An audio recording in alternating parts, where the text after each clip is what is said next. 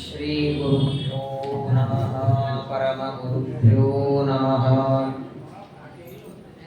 ಶ್ರೀಮದಾನಂದ ತೀರ್ಥ ಭಗವತ್ಪಾದಾಚಾರ್ಯ ಗುರುಭ್ಯೋ ನಮಃ. ನಾರಾಯಣಂ ಸುರಗುರುಂ ಜಗದೇಕನಾಥಂ ಭಕ್ತಪ್ರಿಯಂ ಸಕಲಲೋಕನಮಸ್ಕೃತಂ ಚ ತ್ರೈಗುಣ್ಯವರ್ಜಿತಮಜಂ ವಿಭುಮಾದ್ಯಮೀಶಂ ವಂದೇ ಭವಗ್ನಮರಾಸುರಸಿದ್ಧವಂದ್ಯಂ ಧ್ಯೇಯಂ ಸದಾ ಪರಿಭವಗ್ನಮಭೀಷ್ಟದೋಹಂ ತೀರ್ಥಾಸ್ಪದಂ ಶಿವವಿರಿಂಚಿನುತಂ ಶರಣ್ಯಂ ಭೃತ್ಯಾರ್ತಿಹಂ ಪ್ರಣತಪಾಲಭವಾಬ್ಧಿಕೋತಂ ವಂದಾಮಹೇ ಪುರುಷತೆ ಚರಣಾರವಿಂದಂ. ನಾರಾಯಣಾಯ ಪರಿಪೂರ್ಣಗುಣಾರ್ಣವಾಯ ವಿಶ್ವೋದಯಸ್ಥಿತಿಲಯೋ ನಿಯತಿಪ್ರದಾಯ ಜ್ಞಾನಪ್ರದಾಯ ವಿಬುಧಾಸುರಸೌಖ್ಯದುಃಖ ಸತ್ಕಾರಣಾಯ ವಿತತಾಯ ನಮೋ ನಮಸ್ತೆ. ಭೀಮಸೇನ ಸಮೋ ನಾಸ್ತಿ ಸೇನಯೋರುಭಯೋರಪಿ ಪಾಂಡಿತ್ವೇ ಚ ಪಟುತ್ವೇ ಚ ಶೂರತ್ವೇ ಚ ಬಲೇಪಿ ಚ. ಪ್ರಥಮೋ ಹನುಮನ್ನಾಮ ದ್ವಿತೀಯೋ ಭೀಮದೇವ ಚ ಪೂರ್ಣಪ್ರಜ್ಞಸ್ತೃತೀಯಸ್ತು ಭಗವತ್ಕಾರ್ಯಸಾಧಕಃ. ಶ್ರೀಮತೋ ರಾಘವೇಂದ್ರಸ್ಯ ನಮಾಮಿ ಪದಪಂಕಜೆ ಕಾಮಿತಾಶೇಷಕಲ್ಯಾಣಲಲನಾ ಕಲ್ಪಪಾದಪೌ ಆಪಾದಮೌಲಿಪರ್ಯಂತಂ ಗುರುಣಾಮಾಕೃತಿಂ ಸ್ಮರೇತ್ ತೇನ ವಿಘ್ನಾಃ ಪ್ರಣಶ್ಯಂತಿ ಸಿದ್ಧ್ಯಂತಿ ಚ ಮನೋರಥಾಃ. ಶ್ರೀ ಗುರುಭ್ಯೋ ನಮಃ. ವಸಮಾನೇಷು ಪಾರ್ಥೇಷು ಮಾತ್ಸಸ್ಯ ನಗರೆ ತದಾ ಮಹಾರಥೇಷು ಚನ್ನೇಷು ಮಾಸಾ ದಶ ಸಮತ್ಯಯುಃ. ಸ್ವಸ್ತ್ಯಸ್ತು ಸತಾಂ ಅಶೇಷ ಸನ್ನಂಗಲಾನಿ ಭವಂತು.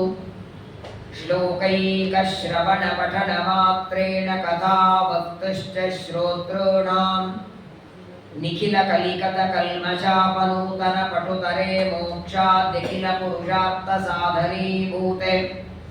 ಶ್ರೀಮನ್ಮಹಾಭಾರತೆ ವಿರಾಟ ಪರ್ವಣಿ ಯತ್ಕಿಂಚಿತ್ ಪೂರ್ವೋಕ್ತ ಪ್ರಮೇಯಾನುವಾದಃ. ಹರಿಃ ಓಂ ಹರಿಃ ಓಂ ಹರಿಃ ಓಂ. ಶ್ರೀ ಗುರುಭ್ಯೋ ನಮಃ. ಜ್ಯೇಷ್ಠ ಮಾಸದ ಶುಕ್ಲ ಪಕ್ಷ ಏಕಾದಶಿ ಭಗವಂತನಿಗೆ ಅತ್ಯಂತ ಪ್ರಿಯವಾದ ದಿನ. ಎಲ್ಲ ವ್ರತಗಳು ಏಕಾದಶಿ ವ್ರತದ ಹಿಂದೆ ನಾನಾ ರೀತಿಯಾದ ಉಪವಾಸಗಳು, ನಾನಾ ರೀತಿಯಾದ ಪ್ರದಕ್ಷಿಣೆ ನಮಸ್ಕಾರ ಎಲ್ಲದಕ್ಕೂ ಅಗ್ರಸ್ಥಾನದಲ್ಲಿರೋದು ಏಕಾದಶಿ.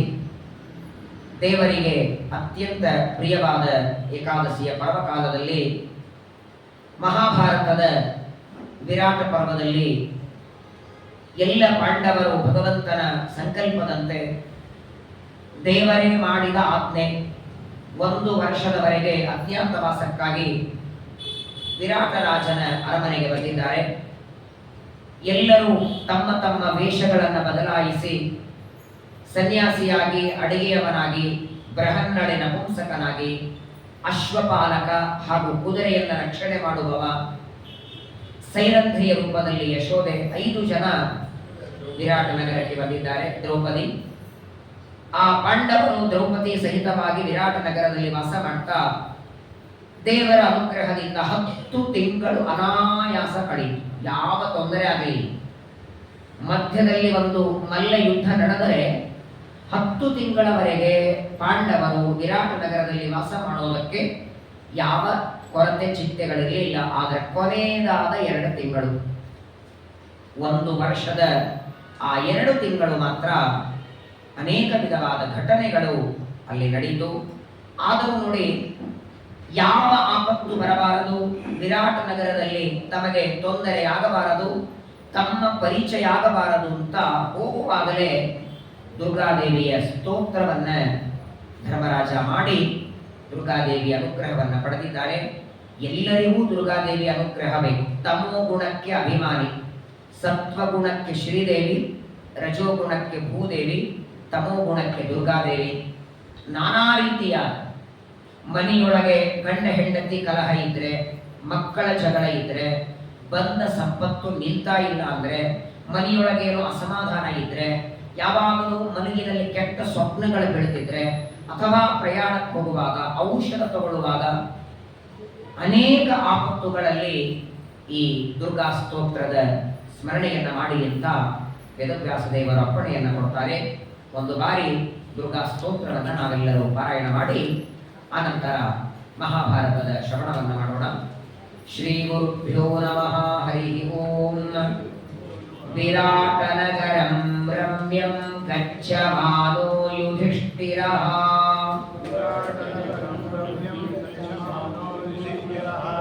ಅಸ್ತುವನ್ಮನಸಾ ದೇವೀಂ ದುರ್ಗಾಂ ತ್ರಿಭುವನೇಶ್ವರೀಂ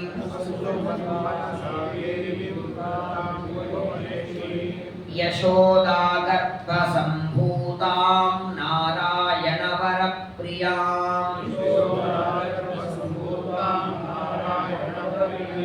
ನಂದಗೋಪಕುಲೆ ಜಾತಾಂ ಮಾಂಗಲ್ಯಾಂ ಕುಲವರ್ಧಿನೀಂ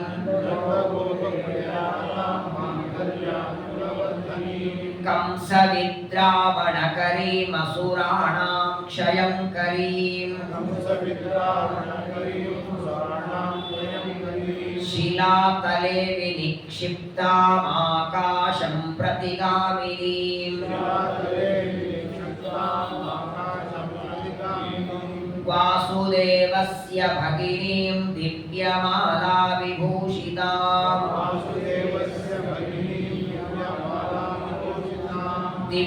ದಿವ್ಯಾಂಬರಧರಾಂ ದೇವೀಂ ಖಡ್ಗಕೇಟಕಧಾರಿಣೀಂ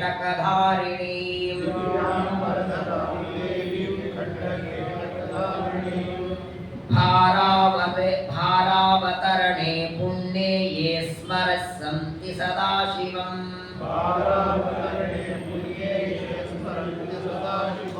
ತಾನ್ ವೈ ತಾರಯತೆ ಪಾಪಾನ್ ಪಂಕೇಗಾಮಿವ ದುರ್ಬಲಾಂ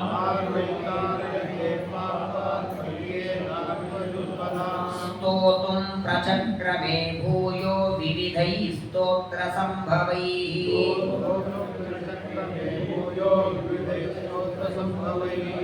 ಆಮಂತ್ರ್ಯ ದರ್ಶನಾಕಾಂಕ್ಷಿ ರಾಜಾ ದೇವೀಂ ಸಹಾನುಜಃ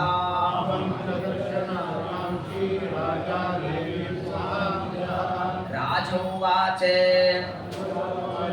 ನಮೋऽस्तु ವರದೆ ಕೃಷ್ಣೇ ಕೌಮಾರಿ ಕುಮಾರಿ ಬ್ರಹ್ಮಚಾರಿಣಿ ಬಾಲಾರ್ಕ ಸದೃಶಾಕಾರೆ ಪೂರ್ಣಚಂದ್ರ ನಿಹಾನನೆ ಚತುರ್ಭುಜೆ ತನು ಮಧ್ಯೆ ಪೀನಶ್ರೋಣಿ ಪಯೋಧರೆ ಮಯೂರಪಿಚ್ಛ ಬಲಯೇ ಕೇಯೂರಾಂಗದ ಭೂಷಣೆ ಭಾಸಿ ದೇವಿ ಯಥಾ ಪದ್ಮಾ ನಾರಾಯಣ ಪರಿಗ್ರಹ ಸ್ವರೂಪಂ ಬ್ರಹ್ಮಚರ್ಯಂ ಚ ವಿಶದಂ ತವ ಖೇಚರಿ ಕೃಷ್ಣಚ್ಛವಿ ಸಮಾ ಕೃಷ್ಣ ಸಂಕರ್ಷಣ ಸಮಾನನಾ ಬಿಭ್ರತಿ ವಿಪುಲೌ ಬಾಹು ಶಕ್ರಧ್ವಜ ಸಮುಚ್ರಯೌ ಪಾತ್ರಂಚ ಪಂಕಜಂ ಘಂಟಾಂ ವಿಶುದ್ಧಾಂ ಚೈವ ಯಾ ಭುವಿ ಪಾಶಂ ಧನುರ್ಮಹಾಚಕ್ರಂ ವಿವಿಧಾನ್ಯಾಯುಧಾನಿ ಚ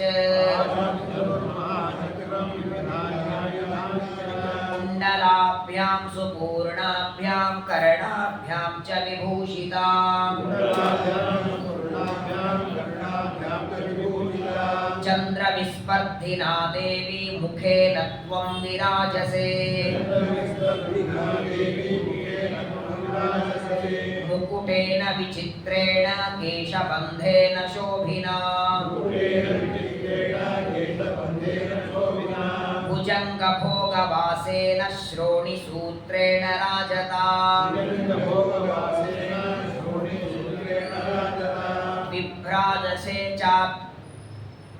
विभ्राजसे चाबद्धेन भोगेन वेहमन्दरः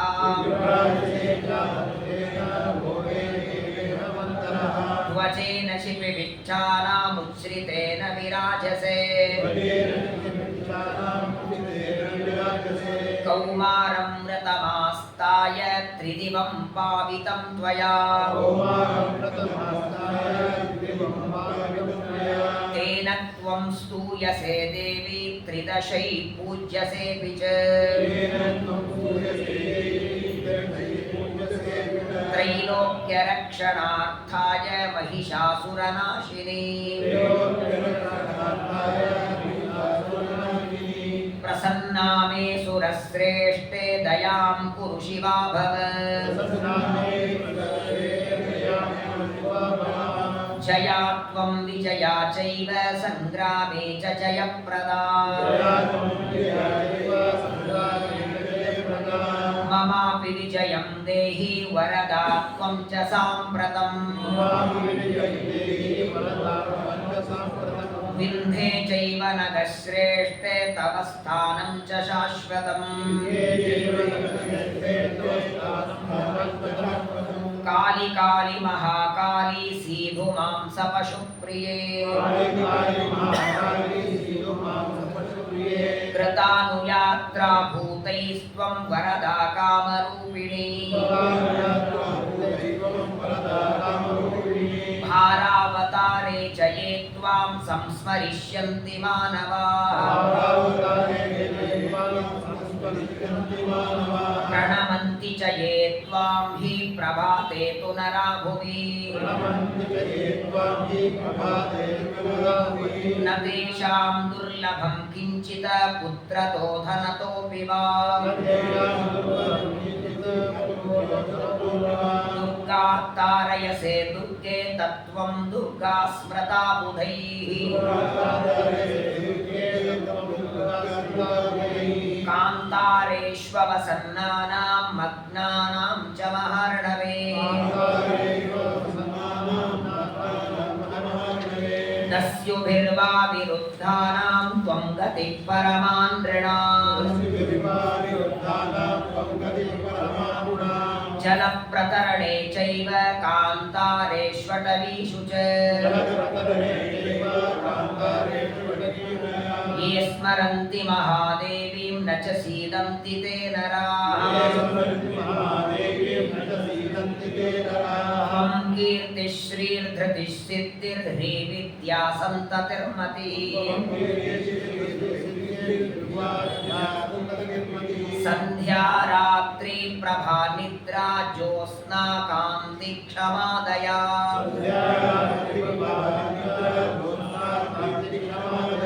नृणां च बन्धनं मोहं पुत्रनाशं धनक्षयम्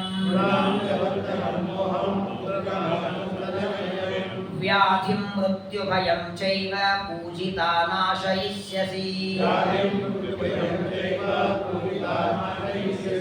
सोऽहं राज्यात् परिभ्रष्टः शरणं त्वां प्रपन्नवान् प्रणतश्च तथा मूर्ध्ना तव देवि सुरेश्वरी त्राहि मां पद्मपत्राक्षी सत्या सत्या भवस्वनः शरणं भव मे दुर्गे शरण्ये भक्तवत्सले एवं स्तुता हि सा देवी दर्शयामास पाण्डवम् देव्योवाच शृणु ಮದೀಯಂ ವಚನಂ ಪ್ರಭೋ ಭವಿಷ್ಯತ್ಯಚಿರಾದೇವ ಸಂಗ್ರಾಮೇ ವಿಜಯಸ್ತವ ಮಮ ಪ್ರಸಾದಾನ್ ನಿರ್ಜಿತ್ಯ ಹತ್ವಾ ಕೌರವವಾಹಿನೀಂ ರಾಜ್ಯಂ ನಿಷ್ಕಂಟಕಂ ಕೃತ್ವಾ ಭೋಕ್ಷ್ಯಸೆ ಮೇದಿನೀಂ ಪುನಃ ಭ್ರಾತೃಭಿಃ ಸಹಿತೋ ರಾಜನ್ ಪ್ರೀತಿಂ ಪ್ರಾಪ್ಸ್ಯಸಿ ಪುಷ್ಕಲಾಂ ಮತ್ಪ್ರಸಾದಾಚ್ಚ ತೇ ಸೌಖ್ಯಂ ಆರೋಗ್ಯಂ ಚ ಭವಿಷ್ಯತಿ ಯೇನ ರಾಕೀರ್ತಯಿಷ್ಯಂತಿ ಲೋಕೆ ವಿಗತಕಲ್ಮಷಾಃ ತೇಷಾಂ ತುಷ್ಟಾ ಪ್ರದಾಸ್ಯಾಮಿ ರಾಜ್ಯಮಾಯುರ್ವಪುಃಸುತಂ ಪ್ರವಾಸೇ ನಗರೇ ವಾಪಿ ಸಂಗ್ರಾಮೇ ಶತ್ರು ಸಂಕಟೇ ಅಟವ್ಯಾಂ ದುರ್ಗಕಾಂತಾರೆ ಸಾಗರೇ ಗಹನೆ ಗಿರೌ ಯೇ ಸ್ಮರಿಷ್ಯಂತಿ ಮಾಂ ರಾಜನ್ ಯಥಾಹಂ ಭವತಾ ಸ್ಮೃತಾ ನ ತೇಷಾಂ ದುರ್ಲಭಂ ಕಿಂಚಿತ್ ಅಸ್ಮಿನ್ ಲೋಕೆ ಭವಿಷ್ಯತಿ ಇದಂ ಸ್ತೋತ್ರವರಂ ಭಕ್ತ್ಯಾ ಶೃಣುಯಾತ್ ವಾ ಪಠೇತವಾನ್ ತಸ್ಯ ಸರ್ವಾಣಿ ಕಾರ್ಯಾಣಿ ಸಿದ್ಧಿಂ ಯಾಸ್ಯಂತಿ ಪಾಂಡವ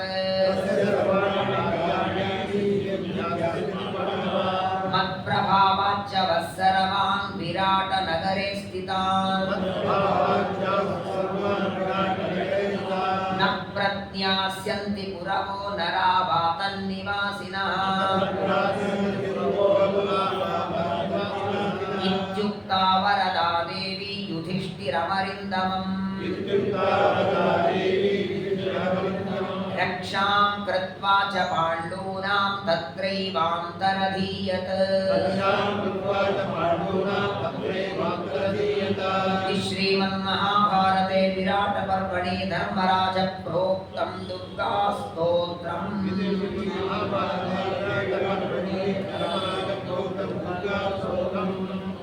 ಕೇವಲ ಧರ್ಮರಾಜ ತಾನು ಅಜ್ಞಾತವಾಸಕ್ಕೆ ಹೊರಟಿದ್ದ, ಅಜ್ಞಾತವಾಸ ಮಾತ್ರ ಸುಖವಾಗಿ ಆಗಲಿ ಅಂತ ಮಾಡಿ ಸ್ತೋತ್ರ ಅಲ್ಲ ಇದು. ಅವನು ಹೊರಟದ್ದು ಅಜ್ಞಾತವಾಸಕ್ಕಾಗಿ. ಆದರೆ ಇದನ್ನ ಪ್ರತಿನಿತ್ಯ ಪಠನ ಮಾಡಿದರೆ ಏನ್ ಲಾಭ ಇದೆ ಅದನ್ನ ಸ್ತೋತ್ರದಲ್ಲೇ ಹೇಳಿದ್ದಾರೆ. ಮತ್ತೆ ಬೇರೆ ಯಾರು ಹೇಳಿದ್ದಲ್ಲ. ಮೊದಲನೇದ್ದು ವೇದವ್ಯಾಸರು ಮಹಾಭಾರತದಲ್ಲಿ ಉಲ್ಲೇಖ ಮಾಡುತ್ತಾರೆ. ಸಾಕ್ಷಾತ್ ಧರ್ಮರಾಜ ಮಾಡಿದ್ದು. ದುರ್ಗಾದೇವಿ ಪ್ರತ್ಯಕ್ಷವಾಗಿ ಬಂದು ವರ ಕೊಟ್ಟದ್ದಿದೆ. ದುರ್ಗಾದೇವಿಯನ್ನ ಬಹಳ ಸುಂದರವಾಗಿ ಸ್ತೋತ್ರ ಮಾಡ್ತಾರೆ. ಇದರ ಅರ್ಥ ಹೇಳಲಿಕ್ಕೆ ಮತ್ತೊಂದು 2 ಗಂಟೆ ಹೋಗುತ್ತೆ.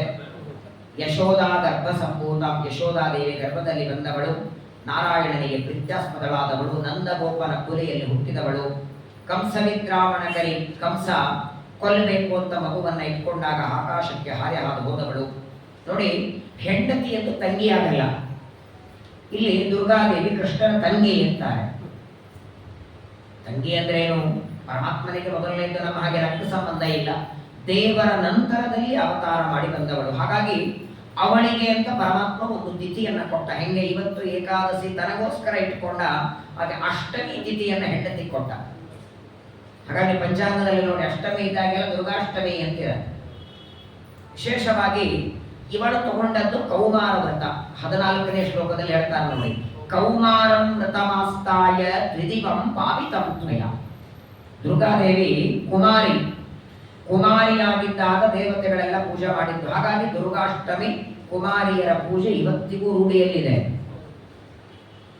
ಕುಮಾರಿ ರೂಪ ದುರ್ಗಾದೇವಿ. ಎಲ್ಲ ದೇವತೆಗಳು ಪ್ರಾರ್ಥನೆಯನ್ನ ಮಾಡ್ತಾರೆ. ಮುಂದೆ ಅವಳೇ ಹೇಳ್ತಾಳೆ, ಅವಳಿಗೆ ದುರ್ಗಾ ಅಂತ ಹೆಸರು ಯಾಕೆ ಅದನ್ನು ನೋಡಿ. ಅಲ್ಲಿ 20ನೇ ಶ್ಲೋಕದಲ್ಲಿ ದುರ್ಗಾ ತಾರಯಸೆ ದುರ್ಗೆ. ಯಾರಿಗೆ ದಾಟಲು ಅಸಾಧ್ಯವಾದ ಕಷ್ಟದಿಂದ ನೀನು ದಾಟಿಸ್ತೇ, ಆದ್ದರಿಂದ ನಿನ್ನನ್ನು ಜನ ಎಲ್ಲ ದುರ್ಗಾ ಎಂಬುದಾಗಿ ಕರೀತಾರೆ. ಅಂತಹ ನೀನು ಈಗ ನನ್ನನ್ನು ಅನುಗ್ರಹ ಮಾಡಮ್ಮ. ನಾನಾ ವಿಧವಾದ ಕಳ್ಳರ ಬಾಧೆ, ನಾನಾ ವಿಧವಾದ ಶತ್ರುಗಳ ಬಾಧೆಯಾಗಿದೆ. ನನಗೇನು ಮಾಡಲಿಕ್ಕೆ ಗೊತ್ತಾಗ್ತಿಲ್ಲ. ನಮಗಾಗುವ ರೋಗ ಎರಡು, ಒಂದು ವ್ಯಾಧಿ, ಒಂದು ಆಧಿ. ಶರೀರಕ್ಕಾಗುವ ರೋಗವನ್ನು ಆಧಿ ಅಂತಾರೆ, ಮನಸ್ಸಿಗಾಗುವ ರೋಗ ವ್ಯಾಧಿ. ಮಾನಸಿಕ ರೋಗ ಅದು ಟ್ರೀಟ್ಮೆಂಟ್ ಬಹಳ ಇಲ್ಲ, ಆದರೆ ಅದಕ್ಕೂ ಔಷಧ ಅಂತ ಇದ್ದದ್ದು ಅದು ದುರ್ಗಾದೇವಿಯ ಸ್ತೋತ್ರ. ಬಹಳ ಸುಂದರವಾಗಿ ಪ್ರಾರ್ಥನೆ ಮಾಡ್ತಾನೆ. ಮುಂದೆ ಪ್ರತ್ಯಕ್ಷವಾಗಿ ಬಂದಂತೆ ದುರ್ಗಾದೇವಿ ಬಂದು ಆ ಧರ್ಮರಾಜನಿಗೆ ಅನುಗ್ರಹವನ್ನು ಮಾಡ್ತಾಳೆ. 30ನೇ ಶ್ಲೋಕದಲ್ಲಿ ಒಂದು ಮಾತು ಬರ್ತದೆ ನೋಡಿ, ಏನರ ಕೀರ್ತಯಿಷ್ಯಂತಿ ಲೋಕೆ ವಿಗತ ಕಲ್ಮಷಾಃ ತೇಷಾಂ ತುಷ್ಟಾ ಪ್ರದಾಸ್ಯಾಮಿ ರಾಜ್ಯಮಾಯುರು ವಪುಸ್ಸುತ. ಈ ಸ್ತೋತ್ರವನ್ನು ಪಠನ ಮಾಡಿದವರಿಗೆ ಆಯುಷ್ಯ ಕೊಡ್ತೇನೆ, ರಾಜ್ಯ ಕೊಡ್ತೇನೆ, ಸಂತಾನ ಕೊಡ್ತೇನೆ. ಯಾವಾಗ ಹೇಳಬೇಕು ಇದನ್ನ? ದುರ್ಗಾ ಸ್ತೋತ್ರ ಮೊದಲನೇದ್ದು ಪ್ರವಾಸೆ, ಅಲ್ಲೇ 31ನೇ ಶ್ಲೋಕ.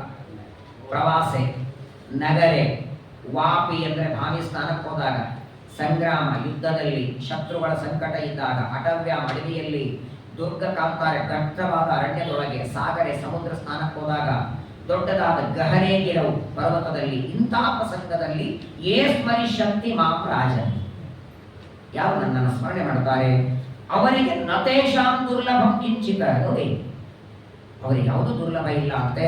ಇದಂ ಸ್ತೋತ್ರವರಂ ಭಕ್ತ್ಯ ಪಠಣ ಆದ್ರೂ ಮಾಡ್ರಿ. ಅಲ್ಲ ನಮ್ಗೆ ಅಲ್ಲಿ ಬರಂಗಿಲ್ಲ ಅಂದ್ರೆ ಶೃಣುಯ ಅಥವಾ ಕೇಳಾದ್ರೆ ಕೇಳ್ರಿ ಅಂತ ನಾನು ಹೇಳಿ ನಿಮ್ಮಿಂದ ಅನಿಸ್ಲಿಕ್ಕೆ 10 ನಿಮಿಷ ಹಿಡಿತು.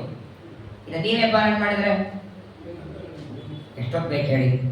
ನಾಳೆಯಿಂದಲೇ ಶುರು ಮಾಡಿ, ದೇವರ ಪೂಜೆ ಆದ್ಮೇಲೆ ಮಾಡಿ, ಮಧ್ಯಾಹ್ನ ಮಾಡಿ, ಸಾಯಂಕಾಲ ಮಾಡಿ, ಸಾಯಂಕಾಲ ಸಂಧ್ಯಾ ವಂದನೆ ಮಾಡಿ, ಪಾರಾಯಣ ಮಾಡಿ, ಸಂಗೀತ ಪ್ರವಚನಕ್ಕೆ ಬನ್ನಿ. ದಿನಕ್ಕೆ ಒಂದು ಬಾರಿ. ನಾಳೆಯಿಂದ ಶುರು ಮಾಡಿ 1 ವಾರ 15 ದಿವಸದಲ್ಲಿ ಬಾಯ್ಪಾಟ್ ಆಗಿ ಹೋಗುತ್ತೆ. ಆದರೆ ಒಂದು ಬಾರಿ ಇದನ್ನು ಪಾರಾಯಣ ಮಾಡಲಿಕ್ಕೆ ಶುರು ಮಾಡಿ. ನಮ್ಮ ಕಲ್ಯಾಣವೂ ಆಗಬೇಕು, ನಮ್ಮ ಜಗತ್ತಿನ ಕಲ್ಯಾಣ ಆಗಬೇಕು, ಮಕ್ಕಳ ಕಲ್ಯಾಣ ಆಗಬೇಕು, ರೋಗ ದಾರಿದ್ರ್ಯ ಎಲ್ಲ ದೂರ ಆಗಬೇಕು, ಭಯ ಹೋಗಬೇಕು. ನಮಗೇನು ಧರ್ಮರಾಜನಿಗೆ ಅಧ್ಯಾತ್ಮ ಹೋಗೋದಿಲ್ಲ, ನಾವು ಇದ್ದಲ್ಲಿ ಮನೆಯಲ್ಲೇ ಇದ್ದರೆ ಸಾಕು. ಹಾಗಾಗಿ ದುರ್ಗಾದೇವಿಯ ಅನುಗ್ರಹ ಅತ್ಯಂತ ಅಗತ್ಯವಾದದ್ದು. ಎಲ್ಲ ಶತ್ರುಗಳ ಭಯವನ್ನ ದೂರ ಮಾಡಿ ನಿನಗೆ ರಾಜ್ಯ ಕೊಡ್ತೇನೆ ಅಂತ ಹೇಳ್ತಾಳೆ ದುರ್ಗಾದೇವಿ. ಕೆಲವೇ ದಿನಗಳಲ್ಲಿ ಅಜ್ಞಾತವಾಸ ಮುಗಿಸಿ ಯುದ್ಧ ಮಾಡಿ, ಯುದ್ಧದಲ್ಲಿ ಗೆಲುವಾಗತ್ತೆ, ನಿಮಗೆ ರಾಜ್ಯ ಸಿಗತ್ತೆ, ನನ್ನ ಅನುಗ್ರಹ ನಿಮ್ಮೇಲಿದೆ ಅಂತ ಅನುಗ್ರಹ ಮಾಡ್ತಾಳೆ. ಅಂತಹ ಭಗವಂತನ ಮಡದಿಯಾದ, ನಿತ್ಯ ಮುಕ್ತಳಾದ, ತಮೋಗುಣಕ್ಕೆ ಅಭಿಮಾನಿಯಾದ ದುರ್ಗಾದೇವಿಯ ಸ್ತೋತ್ರವನ್ನು ಮಾಡಿ ಪಾಂಡವರು ಅಜ್ಞಾತವಾಸಕ್ಕಾಗಿ ಹೊರಟಿದ್ದಾರೆ. ವಿರಾಟ ರಾಜನ ಮನೆಯಲ್ಲಿ ಒಬ್ಬೊಬ್ಬರಾಗಿ ಪ್ರವೇಶ ಮಾಡಿ ತಮ್ಮ ಪರಿಚಯವನ್ನ ರಾಜನಿಗೆ ಮಾಡಿಸಿದ್ದಾರೆ. ವಿರಾಟ ರಾಜ ಎಲ್ಲರನ್ನ ಸ್ವಾಗತ ಮಾಡಿದ್ದಾರೆ.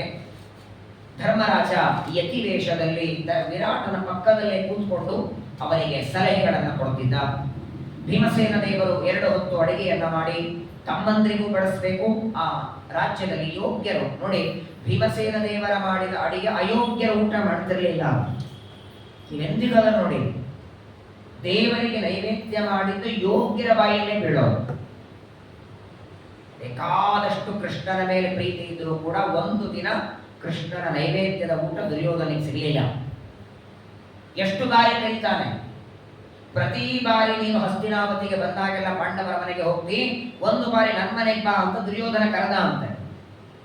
ಕೃಷ್ಣ ಅಂದ, ಕರೆಯೋದಕ್ಕೆ ನಿನಗೆ ಪ್ರೀತಿ ಇಲ್ಲ, ನಿನ್ನ ಮನೆಗೆ ಬರೋದಕ್ಕೆ ನನಗೆ ಹಸಿವಿಲ್ಲ ಅಂತ.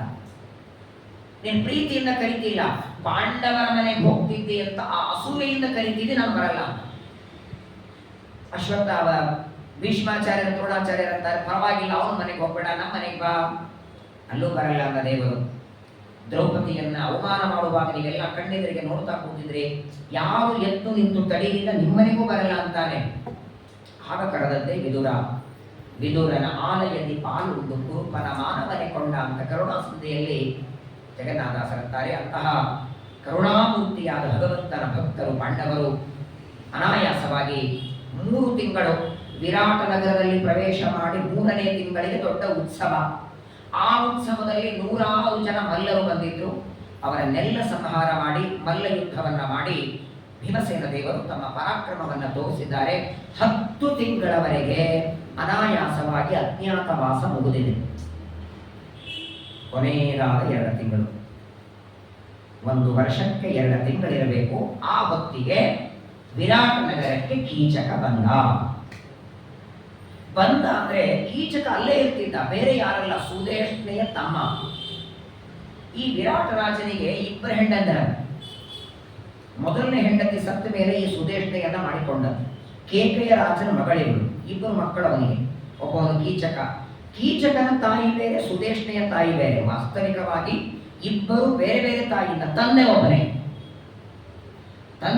2 ತಾಯಿಯಂದ್ರು ಬೇರೆ. ಹಾಗಾಗಿ ಕೀಚಕನನ್ನ ತಮ್ಮನಂತ ಅಷ್ಟು ಪ್ರೀತಿ ಮಾಡ್ತಿದ್ದ ಸುದೇಶ್ನ. ಒಂದರ್ಥದಲ್ಲಿ ಕೀಚಕ ಹೇಗಿದ್ದ ಅಂದ್ರೆ ವಿರಾಟ ನಗರಕ್ಕೆ ಗೋಡೆ ಇದ್ದ ಹಂಗಿದ್ದ.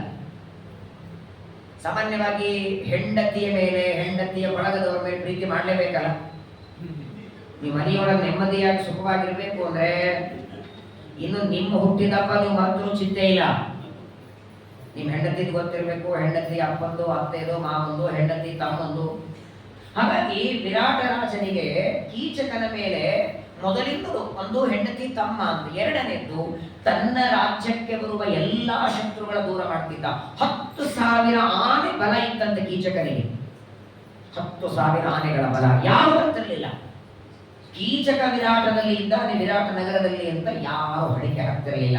ಹಾಗಾಗಿ ಒಂದು ರೀತಿ ತನ್ನ ವಿರಾಟ ನಗರಕ್ಕೆ ರಕ್ಷಣೆ ಇದ್ದಂಗಿತ್ತು. ಹಾಗಾಗಿ ಹೊರಗೆ ಹಾಕಿರಲಿಲ್ಲ. ಕಾರಣಾಂತರದಿಂದ ಬೇರೆ ದೇಶಕ್ಕೆ ಹೋದವನು ಬರ್ತಾನೆ. ಮನೆಗೆ ಬಂದ, ವಿರಾಟ ನಗರಕ್ಕೆ ಬಂದು ನೇರವಾಗಿ ಅಂತಃಪುರಕ್ಕೆ ಬಂದ. ವಿರಾಟ ರಾಜನಿಗೆ ನಮಸ್ಕಾರ ಮಾಡ್ತಾನೆ, ಸುದೇಶ್ನಾಗೆ ನಮಸ್ಕಾರ ಮಾಡ್ತಾನೆ. ಆ ಸುದೇಶ್ನ ಹೆರಣೆ ಹಿತ್ತ ಇದ್ದು ಸೈರಂದ್ರಿ. ಆಗ ನೋಡಿದ ಅವಳ ದ್ರೌಪದಿಯನ್ನು ನೋಡ್ತಾನೆ. ನೋಡಿದ ಮರುಕ್ಷಣ ತಡನೂ ಇಲ್ಲ. ದ್ರೌಪದಿಯ ಆ ರೂಪ ಲಾವಣ್ಯ ನೋಡಿದ ಮರುಕ್ಷಣದಲ್ಲಿ ಕೀಚಕರ ಮನಸ್ಸಿನಲ್ಲಿ ಕಾಮವಾಸನೆ ಜಾಗೃತ ಆಯಿತು. ತಾಂ ದೇವಿ ತೋಷಯಾಮಾಸ ತಥಾಚ ಅಂತಃಪುರೆ ಸ್ತ್ರೀಯ. ತಕ್ಷಣದಲ್ಲಿ ಪಕ್ಕದಲ್ಲಿದ್ದ ಅಕ್ಕನ ಜೊತೆ ಮಾತಾಡ್ತಾನೆ. ಕೀಚಕ ಅಂತಾನೆ, ಅಕ್ಕ ಯಾರಮ್ಮ ಇವಳು? ನಾನು ಹೋಗುವಾಗ ನಿನ್ನ ಸೇವೆಗೆ ಯಾರು ಇರಲಿಲ್ಲ. ಈ ಸುಂದರವಾದ ಸ್ತ್ರೀಯನ್ನ ಸೇವೆಗೆ ಎಷ್ಟು ದಿನ ಆಯಿತು ನೀನು ಇಟ್ಕೊಂಡದ್ದು? ಇವ್ರು ಏನೇನು ಸೇವೆ ಮಾಡ್ತಾರೆ, ಎಲ್ಲಿಂದ ಬಂದಿದ್ದಾರೆ? ಸುದೇಶ್ನೆಗೆ, ಅಕ್ಕಳಿಗೆ ದ್ರೌಪದಿಯ ಬಗ್ಗೆ ಅನೇಕ ಪ್ರಶ್ನೆಗಳನ್ನು ಕೇಳ್ತಾಳೆ. ಆಗ ಸುದೇಶ್ನೆ ಹೇಳ್ತಾಳೆ, ಅವಳ ಮೇಲೆ ಕೆಟ್ಟ ದೃಷ್ಟಿ ಹಾಕಬೇಡ ಅಂದು. ಮೊದಲನೇದು, ಅವಳಿಗೆ 5 ಜನ ಗಂಡಂದರಿದ್ದಾರಂತೆ, ಗಂಧರ್ವರು. ಅವ್ರ ಕಣ್ಣಿಗೆ ಕಾಣಿಸೋದಿಲ್ಲ. ಮೊದಲನೇದಂದ್ರೆ ಅವಳು ನನ್ನಂತ ಶರಣಾಗತಳಾಗಿ ಬಂದಿದ್ದಾಳೆ.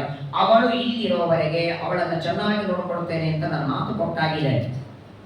ನಿನ್ನ ಅಕ್ಕನ ಮಾತು ಉಳಿಸ್ಬೇಕು, ಅವಳ ಮೇಲೆ ಕೆಟ್ಟ ದೃಷ್ಟಿ ಹಾಕಬೇಡ ಅಂತ ಮೊದಲನೇ ದಿವಸವೇ ಕೀಚಕನಿಗೆ ಅಕ್ಕ ಸುದೇಶ್ನ ಹೇಳಿದ್ದಾಳೆ. ಆದರೂ ಕೀಚಕ ಮೊದಲು ಅಕ್ಕನ ಜೊತೆ ಮಾತಾಡದ, ಏನು ಬಗೆಹರಿಲಿಲ್ಲ. ಅವಳೇನು ಹೇಳಲೇ ಇಲ್ಲ. ಅವಳ ಗೋತ್ರ ಕುಲ ಮನೆ ತಗೊಂಡೇನು ಮಾಡ್ತಿ, ಅವಳು ಸೇವೆ ಬಂದಿದ್ದಾಳೆ, ಸೇವೆ ಮಾಡ್ತಾಳೆ ಅಂತ. ಯಾವಾಗ ಅಕ್ಕಳಿಂದ ಉತ್ತರ ಬರಲಿಲ್ಲ ನೋಡಿ, ಕೀಚಕ ಅಂತಾನೆ, ಡೈರೆಕ್ಟ್ ಮಾತಾಡೋಣ ಯಾಕೆ ಮಧ್ಯದಲ್ಲಿ ಅಂತ ನೇರವಾಗಿ ಬಂದು ದ್ರೌಪದಿ ಜೊತೆಗೆ ಮಾತಾಡ್ತಾನೆ. ರೂಪೇಣ ಚೋನ್ಮಾದಯತೀವ ಮಾಂಬೃಷಂ ಗಂಧೇನ ಜಾತಾಮದಿರೇವ ಭಾಮಿನಿ. ಕೀಚಕ ಅಂತಾನೆ ದ್ರೌಪದಿಗೆ, ನಿನ್ನ ಹೆಸರೇನು ಅಂತ ಕೇಳಿದ. ಊರು ಯಾವುದು? ಇಷ್ಟು ಅದ್ಭುತವಾದ ರೂಪ ಲಾವಣ್ಯ ಇವತ್ತಿನವರೆಗೆ ಯಾವ ಸ್ತ್ರೀಯರಲ್ಲಿ ನಾನು ನೋಡಿಲ್ಲ ಅಂತಾನೆ ಕೀಚಕ. ಇವತ್ತಿನವರೆಗೆ ಎಷ್ಟು ಜನ ಸ್ತ್ರೀಯರನ್ನ, ಬೇರೆ ಬೇರೆ ಬೇರೆ ಸ್ತ್ರೀಯರನ್ನು ಅಂತಃಪುರದಲ್ಲಿ ಬಂದವರನ್ನೆಲ್ಲ ನೋಡಿದ್ದೇನೆ, ಆದರೆ ನಿನ್ನಷ್ಟು ಶುದ್ಧವಾದ ರೂಪ ಇದ್ದವಳನ್ನ ನೋಡಿಲ್ಲ. ಯಾಕೆ ನೀನು ಸೇವೆ ಮಾಡ್ತಾ ಇರಬೇಕು? ನನ್ನ ಅಕ್ಕಳಿಗೆ ಹೆರಳಾಗ್ತಾ, ಅವಳಿಗೆ ಸೀರೆ ಉಗಿಸ್ತಾ, ಅವಳ ಪರಿಚಾರಕರಾಗಿ ನೀನಿರೋದು ನನ್ನಿಂದ ನೋಡ್ಲಿಕ್ಕೆ ಆಗ್ತಿಲ್ಲ ಅಂತಾನೆ ಕೀಚಕ. ನೋಡು, ಅಕ್ಕಳಿಗೆ ನೀನು ಸೇವಕಳಾಗಿ ಇರೋದರ ಬದಲಾಗಿ ನೀನು ನನ್ನನ್ನ ಮದುವೆ ಮಾಡಿಕೊಂಡಿ ಅಂದ್ರೆ ಈ ಸಮಗ್ರವಾದ ನನ್ನ ಆಸ್ತಿಗೆ ನೀನೇ ಒಡತಿ ಆಗಬಹುದು. ಅವತ್ತು ರಾವಣ ತೋರಿಸಿದ್ದು ಇದೇ ಆಸೆಯಲ್ಲ ಸೀತೆಗೆ. 2 ತೊಲೆ ಬಂಗಾರ ಕೊಡ್ತೀನಿ ಅಂತ ಹೂ ಅಂತ ಮಾಡ್ಕೊಳ್ಳೋಗಿಲ್ಲ. ಹಂಗ ಅನ್ಕೊಂಡಿದ್ದೆ ಇವ ಸೀತೆ ಅಂದ್ರೆ. ಸಂಪತ್ತಿನ ಘಡಿನೇ ಅವನ ಹತ್ರ ಇದೆ, ಅವಳ ಹತ್ರ. ಜಗದೋದ್ಧಾರ ರಾಮ 14 ಲೋಕದ ಒಡೆಯ ಗಂಡ ಆಗಿರುವಾಗ ಈ ರಾವಣನ ಸಂಪತ್ತು ಏನ್ ಮಾಡ್ಬೇಕು ಅವಳಿಗೆ? ಎಷ್ಟು ಆಸೆ ತೋರಿಸ್ತಾನೆ ನೋಡಿ. ಹೇಳ್ತಾನೆ ಕೀಚಕ, ಹೇಳ್ತಾನೆ, ದೊಡ್ಡದಾದ ಮನೆ ಇದೆ, ಎತ್ತರವಾದ ಆಸನ ಇದೆ, ದೊಡ್ಡದಾದ ಮಂಚ, 100 ನೂರಾರು ಸಾವಿರಾರು ವಸ್ತುಗಳಿವೆ, ಅಷ್ಟಕ್ಕೂ ನೀ ನನ್ನ ಮದುವೆ ಮಾಡಿಕೊಂಡ್ರೆ ನಿನ್ನ ಕೆಲಸನೂ ನಾನು ಹಚ್ಚೋದಿಲ್ಲ ಅಲ್ಲ. ನನ್ನ ಅಂತಃಪುರದಲ್ಲಿ ಅಡಿಗೆ ಮಾಡೋದಕ್ಕೆ ಬಡಿಸೋದಕ್ಕೆ ಎಲ್ಲದಕ್ಕೂ ಇದ್ದಾರೆ. ದಯಮಾಡಿ ನನ್ನನ್ನು ವಿವಾಹ ಮಾಡಿಕೊಡೋದಿಲ್ಲ ಅಂತ ಹೇಳಬೇಡ. ನೀನೇನಾದರೂ ಬೇಡ ಅಂದೆ, ಆಗೋದಿಲ್ಲ ನನಗೆ ವಿವಾಹ ಮಾಡಿಕೊಳ್ಳೋದಿಲ್ಲ ಅಂದ್ರೆ ನಾನು ಬಹಳ ದಿನ ಮಲಗಿ ಇರೋದಿಲ್ಲ ಅಂತಾನೆ, ಹೋಗ್ತೇನೆ ಅಂತಾನೆ. ನಿನ್ನ ರೂಪವನ್ನು ನೋಡಿ ಆ ರೂಪ ಲಾವಣ್ಯಕ್ಕೆ ನಾನು ಮೋಹಿತರೋಗಿದ್ದೇನೆ. ಇನ್ನು ಆಕಾಶದಲ್ಲಿರುವ ಚಂದ್ರನಿಗೆ ಕೃಷ್ಣ ಪಕ್ಷ ಬಂದ್ರೆ ಗ್ರಹಣ ಹಿಡಿತದೆ. ಗ್ರಹಣ ಅಂದ್ರೆ ಕೃಷ್ಣ ಪಕ್ಷದಲ್ಲಿ ಅವನ ಕಲೆ ಕಮ್ಮಿಯಾಗ್ತಾ ಹೋಗ್ತದೆ. ಚಂದ್ರನಿಗೂ ಕಳಂಕ ಇದೆ, ಆದರೆ ನಿನ್ನ ಮುಖದಲ್ಲಿ ಕಳಂಕ ಇಲ್ಲ ಅಂತಾನೆ. ಅಜರ ಲೋಕ ಸುಂದರಿ ದ್ರೌಪದಿಯ ಸೌಂದರ್ಯವನ್ನು ವರ್ಣನ ಮಾಡ್ತಾ ಅವಳ ದೇಹವನ್ನ ವರ್ಣನ ಮಾಡ್ತಾನೆ. ಅವಳಿಗೆ ನಾಚಿಕೆ ಆಗ್ತಾ ಇದೆ, ಅಷ್ಟೊತ್ತು ಮಾತಾಡ್ತಿದ್ದಾನೆ. ಚಜ್ವಾಲ ಚಾಗ್ನಿ ಮದನಃ ತಾವಾಗ್ನಿರಿವ ನಿರ್ದಯ. ಹೇಗೆ ಹಸದ ವ್ಯಕ್ತಿಗೆ ಅನ್ನ ಕೊಡಬೇಕು, ನೀರಡಿಸಿದವರಿಗೆ ನೀರು ಕೊಡಬೇಕು, ಹಾಗೆ ಇವತ್ತು ನಾನು ನಿನ್ನ ಹತ್ರ ಕಾಮಾಂಧನಾಗಿ ಬಂದಿದ್ದೇನೆ, ನನ್ನನ್ನು ವಿವಾಹ ಮಾಡಿಕೋ ಅಂತ ಪಾಪ ಎರಡೂ ಕೈ ಚಾಚಿ ಬೇಡ್ತಾರೆ. ಎಷ್ಟು ಬೇಡ್ಕೋತಾನೆ ನೋಡಿ. ನೀನೇನಾದರೂ ಆಗೋದಿಲ್ಲ, ನನ್ನ ಜೊತೆ ಮಾತಾಡ್ಲಿಲ್ಲ ಅದು ನನಗೆ ಹುಚ್ಚಿಡಿತದೆ ಅಂತ. ಇಷ್ಟೆಲ್ಲ ಹೌದಪ್ಪ, ದ್ರೌಪದಿಯನ್ನ ನೋಡಿ 1 ವಾರ ಆಗಿತ್ತು ಅಲ್ಲ, ನೋಡಿದ ದಿವಸವೇ ಆ 2 ತಿಂಗಳು ಹೊರಗೆ ಹೋಗಿದ್ರೆ ಬರ್ತಿರ್ಲಿಲ್ವಾ? ಹೆಂಗೋ 10 ತಿಂಗಳು ಕಳೆದಿತ್ತು, ಕೊನೆ 2 ತಿಂಗಳು ಸತ್ಯ ಸಂಕಲ್ಪ ಭಗವಂತನ ನೋಡಿ ಎಷ್ಟು ಮಾತುಗಳನ್ನು ಕೀಚಕ ಆಡ್ತಾನೆ. ಸಾಮಾನ್ಯವಾಗಿ ಪತಿವ್ರತ ಸ್ತ್ರೀಯರ ಮುಂದೆ ಆಡೋ ಮಾತುಗಳಲ್ಲ ಇದು. ಇನ್ನೊಬ್ಬ ಸ್ತ್ರೀಯನ್ನ ಆ ರೀತಿ ಮಾತಾಡಿಸ್ಬಾರ್ದು. ಅವಳು ಹೇಳ್ತಿದ್ದಾರೆ, ಅಕ್ಕ ಹೇಳಿದ್ದಾಳೆ 5 ಜನ ಗಂಡಂದಿರಿದ್ದಾರೆ ಅಂತ. ಆದರೂ ಕೀಚಕ ಯಾವಾಗಲೂ ನೋಡಿ ಅದೊಂದು ಗಾದೆ ಮಾತಿದೆಯಲ್ಲ ಸಂಸ್ಕೃತದಲ್ಲಿ, ಕಾಮಾತುರಾಣ ನ ಭಯಂ ನ ಲಜ್ಜಾ.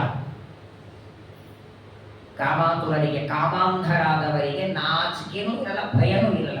ನಾನೇನು ಮಾತಾಡ್ತಿದ್ದೀನಿ ಅನ್ನೋ ಅರಿವೇ ಇಲ್ಲ ಕೀಚಕನಿಗೆ. ಎಷ್ಟು ವಿಚಿತ್ರವಾಗಿ ಮಾತಾಡ್ತಾನೆ ನೋಡಿ. ಶುಭಂಚ ರೂಪಂ ಪ್ರಥಮಂ ಚ ದೇವಯೋ ನಿರರ್ಥಕಂ ಕೇವಲ ಮಧ್ಯಭಾಮಿನಿ. ಇಷ್ಟ ದೊಡ್ಡದಾದ ನನ್ನ ರಾಜ್ಯ ಸಂಪತ್ತು ಎಲ್ಲ ಇದ್ದು ನೀನ ಮದುವೆ ಮಾಡ್ಕೊಳ್ಳಿಲ್ಲ ಅಂದ್ರೆ ಅದು ಇದ್ದು ಲಾಭ ಇಲ್ಲ ಅಂತ. ಇಷ್ಟು ದೇಶದಲ್ಲಿಲ್ವಾ? ಇವತ್ತಿನವರೆಗೆ ನಾನು ರಾಜ್ಯದಲ್ಲಿದ್ದೆ, ಆದರೆ ಇವತ್ತು ನಿನ್ನ ನೋಡಿದ ಮೇಲೆ ನನ್ನ ಮನಸ್ಸಿನೊಳಗೆ ಬೇರೆ ಯಾವ ವಿಚಾರವೂ ಬರ್ತಿಲ್ಲ. ನಿನಗೆ 5 ಜನ ತಾನೇ ಗಂಡಂದ್ರು, ಏನ್ ಮಾಡ್ತಾರೆ? ಅವರು ನನ್ನ ಜೊತೆಗೆ ಯುದ್ಧಕ್ಕೆ ಬಂದ್ರೆ ಅವ್ರು ಹೊಡಿತಾರೆ ಅಂತ ಭಯನ? ನಿನ್ನ ಗಂಡಂದ್ರು ಹೊಡಿತಾರೆ ಅಂತಲ್ಲ. ಕೀಚಕ ಹೇಳ್ತಾರೆ 5 ಜನ ಅಲ್ವಾ, 5 ಅಲ್ಲ 10,000 ಜನ ಏಕಕಾಲಕ್ಕೆ ಹೋದ್ರು ನಾನೊಬ್ಬನೇ ಯುದ್ಧ ಮಾಡಬಲ್ಲೆ. ಆ ನಿನ್ನ ಗಂಡಂದ್ರೆ ಹೆದರಿಕೆ ನನಗೆ ಹಾಕ್ಬೇಡ, ನನ್ನನ್ನು ವಿವಾಹ ಮಾಡಿಕೋ, ನನ್ನ ಮನೆಗೆ ಬಾ ಅಂತ ಬಹಳ ಮಾತುಗಳನ್ನು ಆಡ್ತಾನೆ. ಅವಳ ವರ್ಣನೆಯನ್ನು ಮಾಡ್ತಾನೆ. ಅವನಷ್ಟೊತ್ತು ಮಾತಾಡ್ತಿದ್ರು ಕೂಡ ಯಾವ ಪ್ರತಿಯಾದ ಮಾತಿಲ್ಲ. ಮೊದಲನೇದ್ದು ಮುಖ ನೋಡ್ತಾ ಇಲ್ಲ ದ್ರೌಪದಿ. ಅನ್ಯಾಹಿ ನಾರಿಯಸ್ತವ ಕಾರ್ಯ ಕೊರಿಯು. ಅಲ್ಲಪ್ಪ, ಈಗ ನಾನೇನಾದರೂ ನಿನ್ನನ್ನು ಮದುವೆ ಮಾಡಿಕೊಂಡು ಬಂದ್ರೆ ನಿಮ್ಮ ಮಕ್ಕಳಿಗೆ ಹೆರಳು ಹಾಕೋರು ಯಾರು? ಅವಳಿಗೆ ಹೆರಳು ಹಾಕಬೇಕು, ಹೂವು ಹಾಕಬೇಕು, ಆ ಕೆಲಸ ನಾನು ಮಾಡಬೇಕು. ನಾನು ಮಾಡೋ ಕೆಲಸ ಯಾರು ಮಾಡ್ತಾರೆ ಅಂತ ಅಕಸ್ಮಾತ್ ದ್ರೌಪದಿ ಹಿಂಗೆ ಕೇಳಿದ್ರೆ ತಾನೇ ಹೇಳಿಬಿಟ್ಟ. ಕೀಚಕ ತಾನೆ, ನೀನು ಬಂದ್ರೆ ನಿನ್ನ ಜಾಗದಲ್ಲಿ ಕೆಲಸ ಮಾಡೋದಕ್ಕೆ ಬೇರೆಯವರನ್ನ ವ್ಯವಸ್ಥೆ ನಾನು ಮಾಡ್ತೇನೆ. ನಮ್ಮ ಮಕ್ಕಳಿಗೆ ಯಾರು ಸೇವೆ ಮಾಡಿದ್ರು ಅಷ್ಟೇ. ಹೆರಳು ಯಾರು ಹಾಕ್ತಾರೆ ಮಹತ್ವದಲ್ಲ, ಹೆರಳು ಹಾಕೋದು ಮಹತ್ವ. ಹೆರಳು ಹಾಕೋದು, ಸೀರೆ ಮುಗಿಸೋದಕ್ಕೆ ಒಬ್ಬರು ಬೇಕು. ಅದಕ್ಕೆ ನಾನು ಬೇರೆ ಒಬ್ಬ ಸ್ತ್ರೀಯನ್ನ ವಿಚಾರ ಮಾಡಿ ವ್ಯವಸ್ಥೆ ಮಾಡ್ತೇನೆ, ನೀನ್ ಮಾತ್ರ ಇಲ್ಲಿರಬೇಡ. ಅನೇಕ ಮಾತುಗಳನ್ನ ಕೀಚಕ ಆಡ್ತಾನೆ. ಅದನ್ನೆಲ್ಲ ಕೇಳಿಸಿಕೊಂಡಿದ್ದಾಳೆ. ತ್ವಯಾ ಸಮಾಗಮ್ಯ ಚ ಚಾರುರೋಹೇ ಷಡಾನನಂ ದ್ವಾದಶ ದೀಪ್ತಲೋಕಂ. ಚಿತ್ರ ನೋಡಿ. ಅದೆಷ್ಟೋ ವರ್ಷಗಳಲ್ಲಿ ನಾನು ಹಿಂದಿನ ಜನ್ಮದಲ್ಲಿಯೋ ಈ ಜನ್ಮದಲ್ಲಿಯೋ ಮಾಡಿದ ಪುಣ್ಯದಿಂದ ನಿನ್ನ ದರ್ಶನ ಆಗಿತ್ತು. ಅಕಸ್ಮಾತ್ತಾಗಿ ನಮ್ಮ ವಿರಾಟ ನಗರಕ್ಕೆ ನೀನು ಬಂದಿರಲಿಲ್ಲ ಅಂದ್ರೆ, ನಿನ್ನ ದರ್ಶನ ಆಗಿರಲಿಲ್ಲ ಅಂದ್ರೆ ನಾನು ಹೇಗೆ ಜೀವನ ಮಾಡ್ತಿದ್ದೆ? ದಯಮಾಡಿ ನನ್ನನ್ನು ಪರಿತ್ಯಾಗ ಮಾಡಬೇಡ. ಒಂದು ವೇಳೆ ನೀನು ನನ್ನನ್ನು ಪರಿತ್ಯಾಗ ಮಾಡಿದರೆ ತ್ವಯಾ ವಿಮುಕ್ತಃ ನ ಚಿರಂ ವಿಭೇಷಿ ಬದುಕೋದಿಲ್ಲ ಅಂತ. ಇಷ್ಟು ಮಾತುಗಳನ್ನ ಯಾವಾಗ ಕೀಚಕ ಆಡ್ತಾನೆ ಆಗ ದ್ರೌಪದಿ ಕೀಚಕನನ್ನು ನೋಡಿ ಅಂತಾಳೆ, ಅಪ್ರಾರ್ಥನೀಯಾಂ ಕಾಮಾರ್ಥಃ ಸೂತಪುತ್ರಾಭಿಮನ್ಯಸೆ. ಅಲ್ಲೋ, ಸೂತರ ಮಗ ಅಂತ ಹೇಳ್ಕೊಳ್ತಿ, ರಾಜ ಅಂತ ಹೇಳ್ಕೊಳ್ತಿ, ಒಬ್ಬ ಸ್ತ್ರೀಯನ್ನ ನೋಡಿ ಇಷ್ಟು ನಿಷ್ಠುರ ಮಾತಾಡ್ತಿದ್ದೀನಿ, ನಾಚಿಕೆ ಆಗಲ್ವ ನಿನಗೆ? ಸಾಮಾನ್ಯವಾಗಿ ಪ್ರಪಂಚದೊಳಗೆ ಒಬ್ಬ ವ್ಯಕ್ತಿ ಜೊತೆಗೆ ಮಾತಾಡುವಾಗ ನಾನು ಏನ್ ಮಾತಾಡ್ತೇನೆ ಅಂತ ಪರಿಜ್ಞಾನ ಬೇಕು, ಅದು ಹೆಣ್ಮಕ್ಕಳ ಜೊತೆಗೆ, ಅದರಲ್ಲಿಯೂ ವಿವಾಹ ಮಾಡಿಕೊಂಡ ಸ್ತ್ರೀ ನಾನು. ನನ್ನನ್ನು ಮದುವೆಯಾಗು ಅಂತ ಹೇಳ್ತಿದ್ಯಲ್ಲ, ನಿನ್ನಂಥವನಿಗೆ ಯೋಗ್ಯ. ಮೊದಲನೇದಾಗಿ ನಾನು ಸೈರಂಧ್ರಿ, ಸೇವೆ ಮಾಡುವಂಥವಳು. ಒಬ್ಬ ಮನೆಯಲ್ಲಿ ಹೆರಳ ಹಾಕುವ, ಸೀರೆ ಉಡಿಸುವ ನನ್ನಂತಹ ಒಬ್ಬ ದಾಸಿಯನ್ನ ಸೂತ ಪುತ್ರನಾದ ನೀನು ವಿವಾಹ ಆಗಬಲ್ಲನ? ನೋಡಿ, ಮದುವೆಯಲ್ಲಿ ಎರಡು ತರಹದ ಮದುವೆ ಇದೆ. ಒಂದು ಪ್ರತಿಲೋಮ ಮದುವೆ, ಇನ್ನೊಂದು ಅನುಲೋಮ. ಭಾಗವತ ಎರಡು ಹೇಳುತ್ತೆ. ಪ್ರತಿಲೋಮ ಅಂದ್ರೆ ಏನು ಗೊತ್ತಾ? ಉತ್ತಮ ಜಾತಿಯ ಕನ್ಯಾ, ಅಧಮ ಜಾತಿಯ ವರ. ಉದಾಹರಣೆಗೆ ಬ್ರಾಹ್ಮಣ ಕನ್ಯಾ ಕ್ಷತ್ರಿಯ ವರ, ಕ್ಷತ್ರಿಯ ಕನ್ಯಾ ವೈಶ್ಯ ವರ, ವೈಶ್ಯ ಕನ್ಯಾ ಶೂದ್ರ ವರ. ಈ ತರಹದರಲ್ಲಿ ಮದುವೆಯಾದರೆ ಅದು ಪ್ರತಿಲೋಮ ಮದುವೆ ಅಂತ ಕರೆಸಿಕೊಳ್ತಾರೆ. ಗಂಡು ಉತ್ತಮ ಜಾತಿಯಾಗಿದ್ದು ಹೆಣ್ಣು ಅಧಮ ಜಾತಿಯವಳಾಗಿದ್ರೆ ಅವರ ಮದುವೆಯಾದರೆ ಅದು ಅನುಲೋಮ ಮದುವೆ. ಈ ಪ್ರತಿಲೋಮ ಅನುಲೋಮ ಮದುವೆಯಾದರೆ ಅವರಿಂದ ಹುಟ್ಟುವ ಸಂತಾನಕ್ಕೆ ಯಾವ ಸಂಸ್ಕಾರ ಕೊಡಬೇಕು? ರಕ್ತ ತಾಯಿದಿದೆ, ಬೀಜ ತಂದೆದಿದೆ. ಭಯಾನಕ. ಅನುಲೋಮ ಪ್ರತಿಲೋಮಗಳ ವಿವಾಹವನ್ನ ಸಜ್ಜನರು ಒಪ್ಕೊಳ್ಳೋದೇ ಇಲ್ಲ. ಸೂತ ಜಾತಿಯಲ್ಲಿ ನೀನೆಲ್ಲಿ, ಸೈರಂಧ್ರಿಯಾದ ನಾನೆಲ್ಲಿ? ನಮ್ಮಿಬ್ಬರಲ್ಲಿ ವಿವಾಹ ಹೇಗಾಗತ್ತೆ? ನೇರವಾಗಿ ಹೀಗೆ ಮಾತಾಡಬಾರ್ದು. ನೋಡಿ, ಮೊದಲು ಸಾಮದಿಂದ ಮಾತಾಡಿದ್ದು. ದ್ರೌಪದಿ ಅಂತಾಳೆ, ನೀನು ಮೇಧಾವಿ ಅಲ್ವಾ, ಒಳ್ಳೆ ಬುದ್ಧಿವಂತ, ಬೇಕಾದಷ್ಟು ಓದ್ದವ, ಶಾಸ್ತ್ರಜ್ಞಾನ ಇದೆ, ತಿಳುವಳಿಕೆ ಇದೆ, ಯಾರ ಜೊತೆಗೆ ಹೇಗೆ ಮಾತಾಡಬೇಕು ಅಂತ ವಿವೇಕ ಇದೆ. ಸ್ನೇಷು ವಾರೇಷು ಮೇಧಾವಿ ಗುರುತೆ ಯತ್ನ ಉತ್ತಮ. ಪ್ರಪಂಚದೊಳಗೆ ಕೆಲವರ ಜೊತೆ ಗೆಳತನ ಮಾಡಬೇಕು, ಕೆಲವರ ಜೊತೆಗೆ ಅತಿ ಪ್ರೀತಿಯಿಂದ ಇರಬೇಕು, ಕೆಲವರ ಜೊತೆಗೆ ಬಹಳ ದೂರ ಇರಬೇಕು, ಕೆಲವರನ್ನ ಮಾತ್ರ ಅತಿ ಹತ್ತಿರದಲ್ಲಿ ಸೇರಿಸ್ಕೋಬೇಕು. ಇದು ನಿಯಮ ಇದೆ. ಕಂಡವರನ್ನೆಲ್ಲ ಹತ್ರ ಸೇರಿಸ್ಕೋಬಾರ್ದು. ಯಾರನ್ನ ಇವತ್ತು ನಿನ್ನವರು ಅಂತ ನೀನು ಹತ್ರ ಮಾಡ್ಕೊಳ್ತಿ, ನಾಳೆ ಅವರೇ ನಿನಗೆ ಶತ್ರುಗಳಾಗ್ತಾರೆ. ಅಷ್ಟೇ ಅಲ್ಲ, ನನ್ನ ವಿವಾಹ ಮಾಡಿಕೊಂಡ್ರೆ ನಿನಗೆ ಕೀರ್ತಿ ಬರ್ತದ? ಇವತ್ತೇನು ವಿರಾಟ ನಗರದಲ್ಲಿ ಕೀಚಕ ಅಂದ್ರೆ ಒಂದು ಕೀರ್ತಿ ಇದೆ, ನಾಳೆ ನಿನ್ ಬಗ್ಗೆ ಏನ್ ಮಾತಾಡ್ತಾರೆ? ಒಬ್ಬ ದಾಸಿಯನ್ನ, ಹೆರಳ ಹಾಕುವ ದಾಸಿಯನ್ನ ಕೀಚಕ ಮದುವೆ ಮಾಡಿಕೊಂಡ. ಮರಣ ಎರಡು, ಒಂದೇ ಸಲ ಸಾಯೋದು ಒಂದು ಮರಣ. ಅಪಕೀರ್ತಿ ಇದು ದಿನನಿತ್ಯದ ಮರಣ ಅಂತೆ. ಇದೇ ಮಾತು ಕೃಷ್ಣ ಹೇಳ್ತಾರೆ ಅರ್ಜುನನಿಗೆ. ಯುದ್ಧ ಬೇಡ ಅಂತ ಅರ್ಜುನ ಹೊರಟಿದ ರಣರಂಗದಿಂದ, ಅಕೀರ್ತಿಂ ಚಾಪಿ ಭೂತಾನಿ ಕಥಯಿಷ್ಯಂತಿ ತೇವ್ಯಯಾಂ ಸಂಭಾವಿತಸ್ಯ ಚಾಕೀರ್ತಿ ಮರಣಾದತಿರಿಚ್ಯತೆ. ಎರಡನೇ ಅಧ್ಯಾಯದಲ್ಲಿ ಕೃಷ್ಣ ಅಂತಾನೆ, ಪ್ರತಿನಿತ್ಯ ಬರುವ ಮರಣ ಅಂದ್ರೆ ಅಪಕೀರ್ತಿ. ದಿನ ಮಾತಾಡ್ತಾರೆ, ಅಯ್ಯೋ ಅವನೇಂದ್ರೆ ಹೇಳಿ ಅರ್ಜುನ ರಣರಂಗದಿಂದ ಹೊರಟು ಬಂದ, ಸಾಯಿದ್ರೆ ಒಂದೇ ಸಾಲ ಸಾಯಬೇಕು. ಅವಮಾನ, ಅಪಕೀರ್ತಿ, ದಿನನಿತ್ಯದ ಮರಣ. ಅಪಕೀರ್ತಿ ಬಂದ ಮೇಲೆ ಹೇಗೆ ಬದುಕ್ತಿ? ಅಷ್ಟಕ್ಕೂ ನಾನು ನಿನ್ನ ರಾಜ್ಯಕ್ಕೆ ಬಂದ ಒಬ್ಬ ಸಾಮಾನ್ಯ ದಾಸಿ, ಮೇಲಾಗಿ ಒಬ್ಬ ಅತಿಥಿಯಾಗಿ ಬಂದಿದ್ದೆ. ನಾನು ಬಹಳ ದಿವಸ ಇರಂಗಿಲ್ಲ. ನನಗೆ ಮಾಡಬೇಕಾದ ಸೇವೆ ಮುಗಿಸ್ಕೊಂಡು ಇವತ್ತಿಲ್ಲ ನಾಳೆ ಇಲ್ಲಿಂದ ಹೊರಡಬೇಕು. ಯಾರಾದರೂ ಅತಿಥಿಗಳಾಗಿ ಬಂದ್ರೆ ಆತಿಥ್ಯ ಮಾಡಬೇಕೇ ಹೊರತು ಅವರ ವಿವಾಹ ಮಾಡಿಕೊಳ್ಳೋ ಅಪೇಕ್ಷೆ ಪಡಬಾರದು. ಅತಿಥಿ ಎಷ್ಟಕ್ಕಿರ್ತಾನೆ ಹೇಳಿ?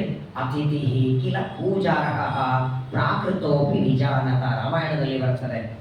ಹನುಮಂತ ದೇವರು ಲಂಕಾಪಟ್ಟಣಕ್ಕೆ ಹೋಗುವಾಗ ಆ ಸಮುದ್ರ ರಾಜ ಮೈನಾಕ ಪರ್ವತಕ್ಕೆ ಈ ಮಾತು ಹೇಳ್ತಾನೆ, ಅತಿಥಿ ಹೊರಟಿದ್ದಾನೆ, ಹನುಮಂತ ಪೂಜೆ ಮಾಡುವುದು. ಹಾಗಾಗಿ ಅತಿಥಿಯಾಗಿ ಬಂದ ನನ್ನನ್ನ ಸರ್ವಥಾ ವಿವಾಹಕ್ಕಾಗಿ ಪ್ರೇರಣೆ ಮಾಡಬೇಡ. ಮೊದಲನೇದ್ದು ಸರ್ವಥಾ ನನಗೂ ನಿನಗೆ ಮದುವೆ ಇಲ್ಲ. ಹೆಂಗಂದ್ರೆ ದೃಷ್ಟಾಂತ ಕೊಡ್ತಾಳೆ. ಇವಾಗ ಸೂರ್ಯಾಸ್ತವಾಗಿ ಕತ್ತಲೆಯಾಗಿದೆ. ಕತ್ತಲೆಗೂ ಸೂರ್ಯನಿಗೂ ಗೆಳತನ ಇದೆಯಾ? ಗೆಳತನ ಅಂದ್ರೆ ಏನು? ಜೋಡಿ ಮೇಲೆ ಇರೋದು. ಇಬ್ರು ಇರ್ತಾರ? ಸೂರ್ಯ ಇದ್ದರೆ ಕತ್ತಲೆ ಇರೋದಿಲ್ಲ, ಕತ್ತಲೆ ಬಂತು ಅಂದ್ರೆ ಸೂರ್ಯ ಇರೋದಿಲ್ಲ. ಹಾಗೆ ಕತ್ತಲೆ ಇದ್ದ ಹಾಗೆ ನೀನು, ಸೂರ್ಯ ಇದ್ದಂತೆ ನಾನು. ನಮ್ಮಿಬ್ಬರಲ್ಲಿ ಇವತ್ತಲ್ಲ ಇನ್ನು ಶತಮಾನ ಕಳೆದರೂ 100 ವರ್ಷ ಕಳೆದರೂ ನಮ್ಮಿಬ್ಬರ ಮಧ್ಯದಲ್ಲಿ ಮದುವೆ ನಡೆಯೋದಿಲ್ಲ, ದೂರ ಅದು. ಸರ್ವಥಾ ಅಪೇಕ್ಷೆ ಪಡಬೇಡ ಅಂತ ಎಷ್ಟು ಸರಳವಾಗಿ ವಿನಯದಿಂದ ದ್ರೌಪದಿ ಹೇಳ್ತಾಳೆ. ನ ತ್ವೇಷಾಂ ವಿಹನ್ಯೋ ಕುಪಿತ. ಕೋಪ ಮಾಡ್ಕೊಳ್ಳಿಲ್ಲ, ಮೊದಲು ಎಲ್ಲವನ್ನ ತಿಳಿಸಿ ಹೇಳಿದ್ಲು. ಅಷ್ಟಕ್ಕೂ ಮನುಷ್ಯನಿಗೆ ಯಾವುದೇ ಒಂದು ಪದಾರ್ಥ, ಈಗ ನೋಡಿ, ಒಂದು ಮೊಬೈಲ್ 20,000 ರೂಪಾಯಿ ಕೊಟ್ಟು ಮನೆಗೆ ತರ್ತೀವಿ, ಅದು ತಂದ 2 ದಿವಸ ಹೆಚ್ಚು ಪ್ರೀತಿ ಇರುತ್ತದೆ ಮೇಲೆ, ಹೌದೋ ಇಲ್ಲ? 2 ದಿನ ಅದನ್ನು ಇಡುವಾಗ ಕೆಳಗಿರ್ತಾನೆ, ಕೈಯಾಗ ತಗೊಂಡಾಗೆಲ್ಲ ಒರೆಸ್ತಾನೆ, ಅದಕ್ಕೆ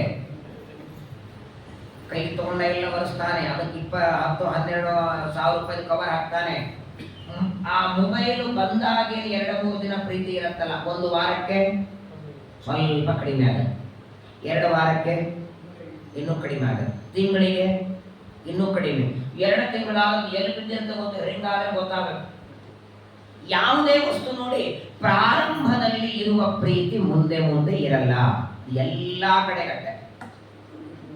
ಇವತ್ತೇ ಚಪ್ಪಲಿ ಕೊಟ್ಟು ತಂದಿದ್ರೆ ಅಂದ್ರೆ ಇಲ್ಲಿ ಒಳಗೆ ಬಿಟ್ಟಿರ್ತೇವೆ, ಇವತ್ತೇ ದುಡ್ಡು ಕೊಟ್ಟು ತಂದಿದ್ರೆ ಇಲ್ಲಿ ಒಳಗಡೆ ಬಂದು ಆ ಬಾತ್ರೂಮ್ ಹತ್ರ ಕಾಣದೇ ಇದ್ದ ಹಾಗೆ. 1 ವಾರ ತಿಂಗಳಾದ್ರೆ ಈ ಬಾಗಿಲಿಗೆ ಬಂದಿರ್ತದೆ, ವಾರ ಆದ್ರೆ ಅಲ್ಲಿ ಹೊರಗೆ ಬಿಟ್ಬಿಟ್ಟಿರ್ತದೆ, ತಿಂಗಳಾದ್ರೆ. ಹಾಗೆ ಇವತ್ತು ನನ್ನನ್ನು ನೋಡಿದಾಗ ನಿನಗೆ ವಿವಾಹ ಆಗಬೇಕು ಅಂತ ಅಪೇಕ್ಷೆ ಬಂದಿದೆ, ಇನ್ನೊಂದು ವಾರ ನೀನು ಇಲ್ಲೇ ಇದ್ರೆ ಕ್ರಮವಾಗಿ ನನ್ನ ಮೇಲೆ ಆಸೆ ಕಮ್ಮಿಯಾಗಿ ಬಿಡುತ್ತದೆ, ಆಗ ನಿನಗೆ ವಿವಾಹ ಮಾಡ್ಕೊಳ್ಳೋ ಅಪೇಕ್ಷೆ ಬರೋದಿಲ್ಲ, ಸರ್ವಥಾ ಇಚ್ಛೆ ಪಡಬೇಡ ಅಂತ ಹೇಳ್ತಾಳೆ. ಯಾವಾಗ ತನ್ನ ಇಚ್ಛೆ ಪೂರ್ಣ ಆಗಲಿಲ್ಲ, ತನ್ನನ್ನ ಮದುವೆ ಮಾಡ್ಕೊಳ್ಳೋದಕ್ಕೆ ಯಾವಾಗ ದ್ರೌಪದಿ ಒಪ್ಪಲಿಲ್ಲ ನೋಡಿ, ಆಗ ಸುದೇಶ್ನ ಅಕ್ಕಳಿಗೆ ಹೇಳ್ತಾನೆ, ಕಣ್ಣೀರು ಹಾಕ್ತಾ ಹೇಳ್ತಾನೆ, ಅಕ್ಕ ನೀನೇ ಏನಾದ್ರೂ ಮಾಡ್ಬೇಕೀಗ, ನಮ್ಮಿಬ್ಬರನ್ನ ನೀನೇ ಕೂಡಿಸ್ಬೇಕು ಅಂತಾನೆ.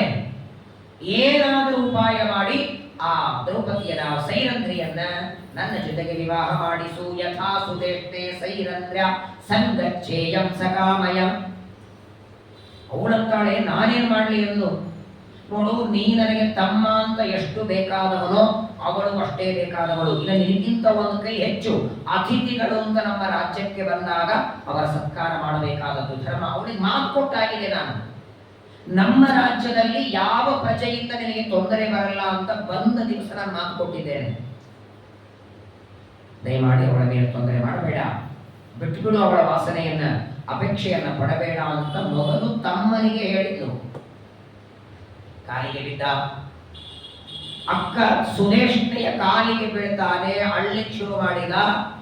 ಒಂದು ವೇಳೆ ನೀನು ಅವಳನ್ನ ವಿವಾಹ ಮಾಡಿಸ್ಲಿಲ್ಲ ಅಂದ್ರೆ ನಿನ್ನ ಕಣ್ಣ ಮುಂದೆ ದೇಹ ಬಿಡ್ತೇನೆ, ಒಬ್ಬ ತಮ್ಮ ಇದ್ದ ಅಂತ ಹೇಳ್ಕೋಬೇಕಷ್ಟೇ ನೀನು. ಬ್ಲ್ಯಾಕ್ ಮೇಲ್ ಅಂತಾರೆ ನೋಡಿ, ವಿಚಿತ್ರವಾಗಿ ಮಾತಾಡ್ತಿದ್ದಾನೆ ಕೀಚಕ. ಸಮಾಧಾನ ಮಾಡ್ತಾಳೆ, ಏನ್ ಮಾತಾಡ್ತಿ ಅಂತಾಳೆ. ಸುದೇಶ್ನೆಗೆ ಗೊಂದಲ ಆಯ್ತು ನೋಡಿ, ಪಾಪ. ಸಾಮಾನ್ಯವಾಗಿ ಹೆಣ್ಣು ಮಕ್ಕಳ ಮನಸ್ಸು ಬಹಳ ಮೃದು, ಬೇಗ ಕೈಗೆ ಬಿಡುತ್ತದೆ. ಅವಳಿಗೆ ಗೊಂದಲ ಆಯಿತು, ತನ್ನನ್ನೇ ನಂಬಿ ಬಂದ ಆ ಸೈರಂಧ್ರಿಯ ವ್ಯವಸ್ಥೆ ಅವಳ ಜವಾಬ್ದಾರಿ ತಗೊಳ್ಬೇಕೋ ಅಥವಾ ಒಳ ಹುಟ್ಟಿದ ತಮ್ಮನ ಅಪೇಕ್ಷೆ ಪೂರ್ಣ ಮಾಡಬೇಕು, ಗೊತ್ತಾಗಲಿಲ್ಲ ಅವಳಿಗೆ. ಸೈರಂಧ್ರ್ಯ ಹೇತಲಾಖ್ಯಾತ ಮಮತೇಶಾಂ ಮಹತ್ವರಂ. ಅವಳನ್ನು ಚೆನ್ನಾಗಿ ನೋಡ್ಕೋತೇನೆ ಅಂದ. ನೀನು ಹೇಳಿದ ಹಾಗೆ ನನ್ನ ರಾಜ್ಯದ ಎಲ್ಲ ಜವಾಬ್ದಾರಿ ಕೊಡ್ತೇನೆ, ಅವಳು ಮದುವೆ ಮಾಡಿಕೊಂಡು ಬಂದ ಮೇಲೆ ಸಂಪತ್ತಿಗೆಲ್ಲ ಅವಳನ್ನೇ ಒಡತೆ ಮಾಡ್ತೇನೆ, ಎಲ್ಲ ಮಾತುಗಳನ್ನು ಹೇಳ್ತಾನೆ. ಆದರೂ ಯಾವಾಗ ಅಕ್ಕ ಒಪ್ಪಲಿಲ್ಲ ನೋಡಿ, ಆಗ ಕೊನೆಗೆ ಒಂದೇ ಮಾತಿಗೆ ಬಂದು ನಿಂತ. ಒಂದ ಅವಳ ಜೊತೆಗೆ ವಿವಾಹ ಮಾಡಿಸ್ತೇನೆ ಅಂತ ಹೇಳು, ಇಲ್ಲ ಅಂದ್ರೆ ನನಗೆ ಪ್ರಾಣ ತ್ಯಾಗ ಮಾಡಲಿಕ್ಕೆ ಅನುಮತಿ ಕೊಡು ಅಂತ, ಪರ್ಮಿಷನ್ ಕೊಡು, ಸಾಯಿ. ಕೊಟ್ಟು ಬಿಟ್ಟಿದ್ರೆ ಚೆನ್ನಾಗಿರೋದು. ತಾನಾಗ್ತಾನೆ ಸಾಯ್ತೀನಿ ಅಂತಿದ್ದಲ್ಲ, ಹಿಂಸಂದಿರೋ ಕೊಲ್ಲೋ ಪ್ರಸಂಗ ಬರ್ತಿರ್ಲಿಲ್ಲ. ಗೊಂದಲಕ್ಕೆ ಸಿಕ್ಕಾಕೊಂಡಿದ್ದಾಳೆ, ಧರ್ಮ ಸಂಕಟಕ್ಕೆ ಒದ್ದಾಡ್ತಾ ಇದ್ದಾಳೆ. ಸುದೇಶ್ನ ಏನ್ ಮಾಡಬೇಕು, ಸಾಯ್ತೇನೆ ಅಂತ ತಮ್ಮ ಅಂತಾನೆ. ಆಗ ಅವಳನ್ನು ನೋಡು, ಸಾಯೋ ಮಾತೆಲ್ಲ ಆಡಬೇಡ, ಒಂದು ಕೆಲಸ ಮಾಡು, ಮನೆಗೆ ಹೋಗು, ಈಗ ಸದ್ಯದಲ್ಲಿ ಮನೆಗೆ ಹೋಗು, ಒಳ್ಳೆ ಭಕ್ಷ್ಯ ಭೋಜ್ಯಗಳೆಲ್ಲ ಅಡಿಗೆ ಮಾಡು, ನಾನು ದ್ರೌಪದಿಯನ್ನ ಕಳಿಸ್ತೇನೆ, ನನ್ನ ತಮ್ಮನ ಮನೆಗೆ ಹೋಗಿ ನನಗೆ ಊಟಕ್ಕೆ ಬೇಕಾದ ಅಡಿಗೆ ತಗೊಂಡು ಬಾ ಅಂತ ನಾನು ಕಳಿಸ್ತೇನೆ. ಅವಳು ಬರ್ತಾಳೆ, ಅವಳನ್ನ ನೀನು ಮುಟ್ಟಬೇಡ, ದೂರ ನಿಂತು ಮಾತಾಡಿಸು, ಅವಳಿಗೆ ಹೇಳು, ಅವಳಾಗಿ ಒಪ್ಪಿಕೊಂಡ್ರೆ ಅದರ ಮುಂದೆ ಮಾತಾಡೋಣ, ಬಲಾತ್ಕಾರ ಮಾಡಬೇಡ, ಅವಳ ಮೇಲೆ ಕೈ ಮಾಡಬೇಡ, ಅವಳನ್ನು ಹೊಡಿಬೇಡ. ನೀನು ಇಷ್ಟು ಆಗ್ರಹ ಪಡಿಸಿ ಸಾಯ್ತೇನೆ ಅಂದದ್ದಕ್ಕೆ ನಿನ್ನ ಮನೆ ಕಳಿಸೋ ವ್ಯವಸ್ಥೆ ನಾನು ಮಾಡ್ತೇನೆ. ಈಗಿಂದೀಗ ಹೋಗಿ ನನಗೋಸ್ಕರ ಎಲ್ಲ ಭಕ್ಷ್ಯ ಭೋಜ್ಯ ಮಾಡು, ಯಾರನ್ನಾದ್ರೂ ಕೊಟ್ಟು ಕಳಿಸು, ಅಡಿಗೆ ಆಗಿದೆ ಅಂತ ಕಳಿಸು, ನಾನು ಅದನ್ನು ತರೋದಕ್ಕಾಗಿ ದ್ರೌಪದಿಯನ್ನು ಕಳಿಸ್ತೇನೆ ಅಂದಾಕ್ಷಣ ಹೊರಟೇ ಬಿಟ್ಟ. ತನ್ನ ರಾಜ್ಯಕ್ಕೆ ಬರ್ತಾನೆ ಕೀಚಕ. ಸೇವಕರನ್ನ ಕರೆದ, ಬೇಕಾದಷ್ಟು ಭಕ್ಷ್ಯ ಭೋಜ್ಯ ಮಾಡ್ರಿ ಎಂದ. ಎಲ್ಲ ಅಡಿಗೆ ಆಯಿತು. ಯಾರಾದ್ರೂ ಸೇವಕರು ತಾನೇ ಓಡಿ ಬಂದ. ಮತ್ತೆ ವಿರಾಟ್ ನಗರಕ್ಕೆ ಬಂದು ಅಕ್ಕಳಿಗೆ ಹೇಳ್ತಾಳ, ಅಕ್ಕ ನೀನು ಹೇಳದಂತೆ ಅಡಿಗೆ ಎಲ್ಲ ಸಿದ್ಧ ಮಾಡಿದ್ದೇನೆ, ಸರಿ ಈಗ ನೀನು ಹೋಗು, ನಾನು ಕಳಿಸ್ತೇನೆ ಅಂದ ಕ್ಷಣ ದ್ರೌಪದಿಯನ್ನ ಕರೆದು ಆಜ್ಞೆ ಮಾಡ್ತಾಳೆ, ನನ್ನ ತಮ್ಮನ ಮನೆಗೆ ಹೋಗಿ ನನಗೆ ಬೇಕಾದ ಭಕ್ಷ್ಯ ಪೂಜೆ ಎಲ್ಲ ಮಾಡಿಟ್ಟಿದ್ದಾಳೆ, ತಗೊಂಡು ಬಾ. ಯಾಕಂದ್ರೆ ಸೈರಂಧ್ರಿ ಆ ದ್ರೌಪದಿ ಬರುವ ದಿನವೇ ಒಂದು ಮಾತಾಗಿತ್ತು, ನಾನು ಯಾವ ಕೆಲಸ ಹೇಳಿದ್ರು ನೀನು ಇಲ್ಲ ಅನ್ನಬಾರದು. ಅವಳು ಆಗ್ಲಿ ಎಂದಿದ್ದು, ಮುಂದಿದ್ದ ಪ್ರಸಂಗ ಬರ್ತದೆ ಎಂದು ಗೊತ್ತಿರಲಿಲ್ಲ. ಯಾವ ಕೆಲಸ ಆದ್ರೂ ಮಾಡ್ತೇನೆ ಅಂತ ಬಂದ ದಿನವೇ ಮಾತು ಕೊಟ್ಟದ್ದಕ್ಕೆ ಇವಳಂತಾಳೆ, ಅಲ್ಲಿ ಹೋಗಿ ನನಗೆ ಅನ್ನ ತಗೊಂಡು ಬಾ ಅಂದ ಕ್ಷಣ ಸೈರಂಧ್ರಿ ದ್ರೌಪದಿ ಅಂತಾಳೆ, ನಿಮ್ಗೆಲ್ಲ ಗೊತ್ತಿದೆ, ನನ್ನನ್ನ ಅಲ್ಲಿ ಕಳಿಸುವ ಉದ್ದೇಶ ನಿಮ್ಮೊಳಗೇನಿದೆ ಗೊತ್ತಿಲ್ಲ, ಆದ್ರೆ ದಯಮಾಡಿ ನಾನು ಹೋಗಲ್ಲ. ನಿಮ್ಗೆ ಅನ್ನನೇ ಬೇಕಲ್ವಾ? ಅನ್ನ ತರೋದಕ್ಕೆ ಬೇರೆ ದಾಸದಾಸಿಯರಿದ್ದಾರೆ, ಕೀಚಕನ ಮನೆಯಿಂದ ಅನ್ನವನ್ನ ಬೇರೆ ಯಾರಾದರೂ ಕಳಿಸೋಣ, ನಾನು ಅಲ್ಲಿಗೆ ಹೋಗೋದಿಲ್ಲ, ನೀನೇ ಹೋಗಬೇಕು ಅಂತ ಇವಳು. ತಾಂಬಿರಾಟಸ್ಯ ಮಹಿಷಿ ಕ್ರುದ್ಧ ಭೂಯೋ ಅನ್ವಶಾಸತ. ಕೋಪ ಬಂತಂತೆ ನೋಡಿ. ತಮ್ಮನ ಮೇಲಿನ ಪ್ರೀತಿಯಿಂದ ಮನೆಗೆ ಅತಿಥಿಯಾಗಿ ಬಂದ ಸೈರಂಧ್ರಿಯ ಮೇಲೆ ಕೋಪ ಬಂತು. ಕೋಪದಿಂದ ಹೇಳ್ತಾಳೆ, ಹೋಗ್ಲೇಬೇಕು, ಹೋಗೋದಿಲ್ಲ, ಅಲ್ಲಿಕ್ಕಾಗೋದಿಲ್ಲ, ತರೋದಿಲ್ಲ, ಅಲ್ಲಿಕ್ಕಾಗೋದಿಲ್ಲ, ನೀನೇ ಹೋಗಬೇಕು, ನೀನೇ ಅಡಿಗೆ ತರಬೇಕು, ನೀನೇ ನನಗೆ ಬಡಿಸ್ಬೇಕು, ನನ್ನ ಮಾತು ಕೇಳಲೇಬೇಕು. ಅಷ್ಟಕ್ಕೂ ನಿನಗೆ ಭಯ ಯಾಕೆ? ನನ್ನ ತಮ್ಮ ಮೇಲಿನೋಟಕ್ಕೆ ಹೊರಟ, ವಾಸ್ತವಿಕ ಒಳ್ಳೆಯವನು, ಯಾವ ಅಕ್ಕನೂ ಅಷ್ಟೇ ಹೇಳ್ತಾಳಂದ್ರೆ, ತಮ್ಮನ ಬಗ್ಗೆ ಯಾವ ಅಕ್ಕನೂ ಬಿಟ್ಕೊಡಲ್ಲ, ಏನ್ ಮಾಡೋದಿಲ್ಲ ನನ್ನ ತಮ್ಮ, ಸ್ವಲ್ಪ ಮೇಲ್ನೋಟಕ್ಕೆ ಕಠೋರ ಮಾತಾಡ್ತಾನೆ, ಹೋಗಿ ಬಾ. ಉಕ್ತ್ವಾ ಚೈನಾ ಬಲಾಚೈವ. ಅಳ್ತಾ ಇದ್ದಾಳೆ ದ್ರೌಪದಿ. ದ್ರೌಪದಿಗೆ ತನ್ನ ಭಯ ಇಲ್ಲ ನೋಡಿ. ಅವಳು ಕೀಚಕನ ಮನೆಗೆ ಹೋಗಿ ಆ ಅಡಿಗೆಯನ್ನು ತಂದು ಕೊಡೋದಕ್ಕೆ ಕೀಚಕ ತನಗೇನ್ ಮಾಡ್ತಾನೆ ಅಂತ ಭಯ ಇಲ್ಲ. ಅವಳಿಗೆ ತನ್ನ ಭಯ ಇಲ್ಲವೇ ಇಲ್ಲ. ಅವನು ಪರವಾಗಿ ಆಲೋಚನೆ ಮಾಡ್ತಿದ್ದಾಳ ಅವಳು. ನನ್ನನ್ನ ಕೀಚಕ ಏನಾದರೂ ಮಾಡಿದರೆ ನನ್ನ ಗಂಡ ಭೀಮ ಉಳಿಯಲ್ಲ ಅಂತ ಗ್ಯಾರಂಟಿ ಗೊತ್ತಿದೆ.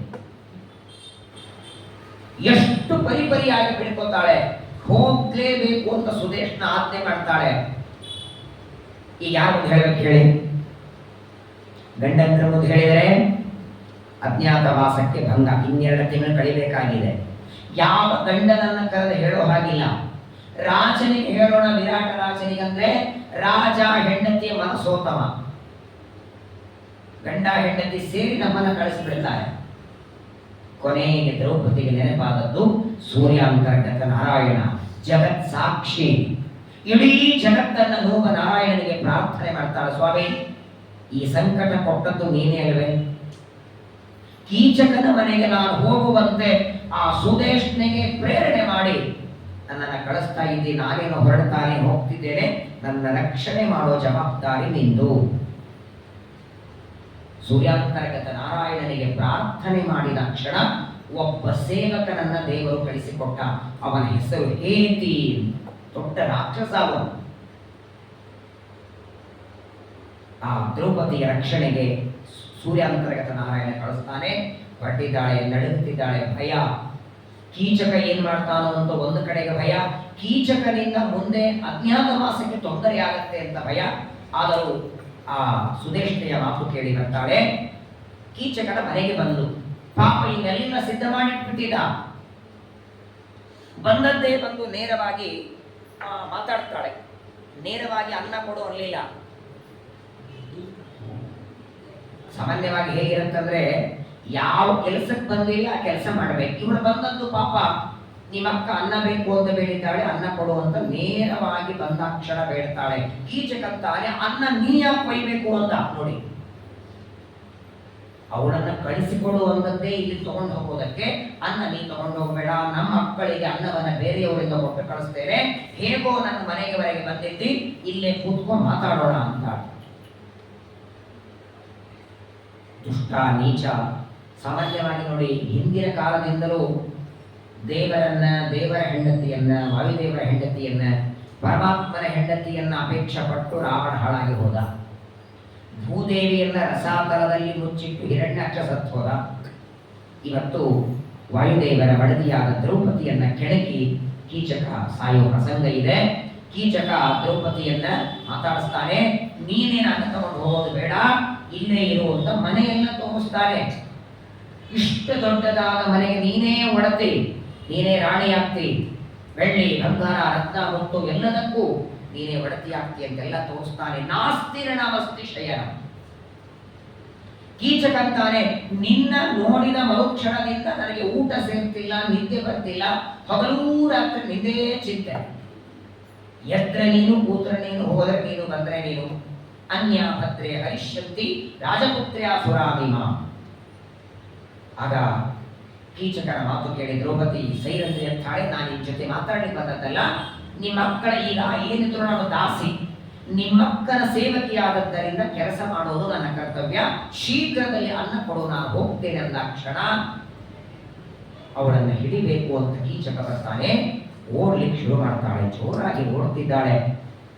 ಕೀಚಕ ಹಿಂದಿನಿಂದ ಓಡ್ತಾನೆ. ನೋಡಿ ಪಾಪ ದ್ರೌಪದಿ ಮುಂದೆ ಮುಂದೆ ಓಡ್ತಿದ್ದಾಳೆ. ಹಿಂದಿನಿಂದ ಬಂದು ಜೋರಾಗಿ ಕೂದಲ ಹಿಡಿದು ನೆಲಕ್ಕೆ ಹಾಕಿಬಿಟ್ಟ.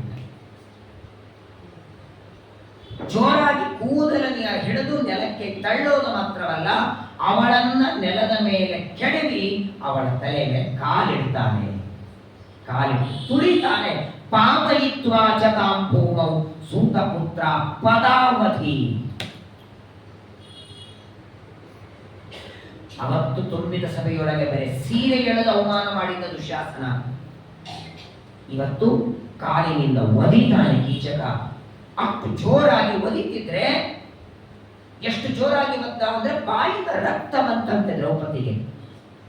ಬ್ರಾಹ್ಮಣಾನಾಂಚ ವೃದ್ಧಾನಾಂ ಕ್ಷತ್ರಿಯಾಣಾಂಚ ಪಶ್ಯತ. ಅಲ್ಲ, ಯಾವ ಇರಲಿಲ್ವಾ ಅಲ್ಲಿ? ಇವಳು ನೋಡಿ, ಕೀಚಕನ ಮನೆಯಿಂದ ಓಡಿ ಆಲ್ರೆಡಿ ಸಭೆಗೆ ಬಂದಿದ್ದು. ಕೀಚಕ ತಲೆ ಹಿಡಿದು ಕೂದಲು ಹಿಡಿದು ಬೀಳಿಸಿದ್ದು, ತಲೆ ಮೇಲೆ ಕಾಲಿಟ್ಟದ್ದು ಅಡ್ಡ ದಾರಿಯಲ್ಲ, ತನ್ನ ಮನೆಯಲ್ಲ, ನಡು ರಸ್ತೆಯಲ್ಲ, ಸಭಾ ಮಂಟಪದಲ್ಲಿ. ಎಲ್ಲರೂ ನೋಡುತ್ತಿದ್ದಾರೆ. ವಿರಾಟ ರಾಜ ಕೂತಿದ್ದಾನೆ, ಬ್ರಾಹ್ಮಣರು, ಕ್ಷತ್ರಿಯರು, ಋಷಿ ಮುನಿಗಳು, ರಾಜನ ಆಸ್ಥಾನದಲ್ಲಿ ಕೂತ ಎಲ್ಲರೂ ಆ ದೃಶ್ಯ ನೋಡುತ್ತಿದ್ದಾರೆ. ಮತ್ತೆ ಯಾಕೆ ಹೇಳಿಲ್ಲ? ಯಾರು ಹೇಳ್ತಾರೆ? ಅಕಸ್ಮಾತ್ ಯಾರಾದ್ರೂ ಎದ್ದು ನಿಂತು ಯಾಕೆ ಕೀಚಕ ಅಂದ್ರೆ ಅವತ್ತೇ ಕೊನೆ.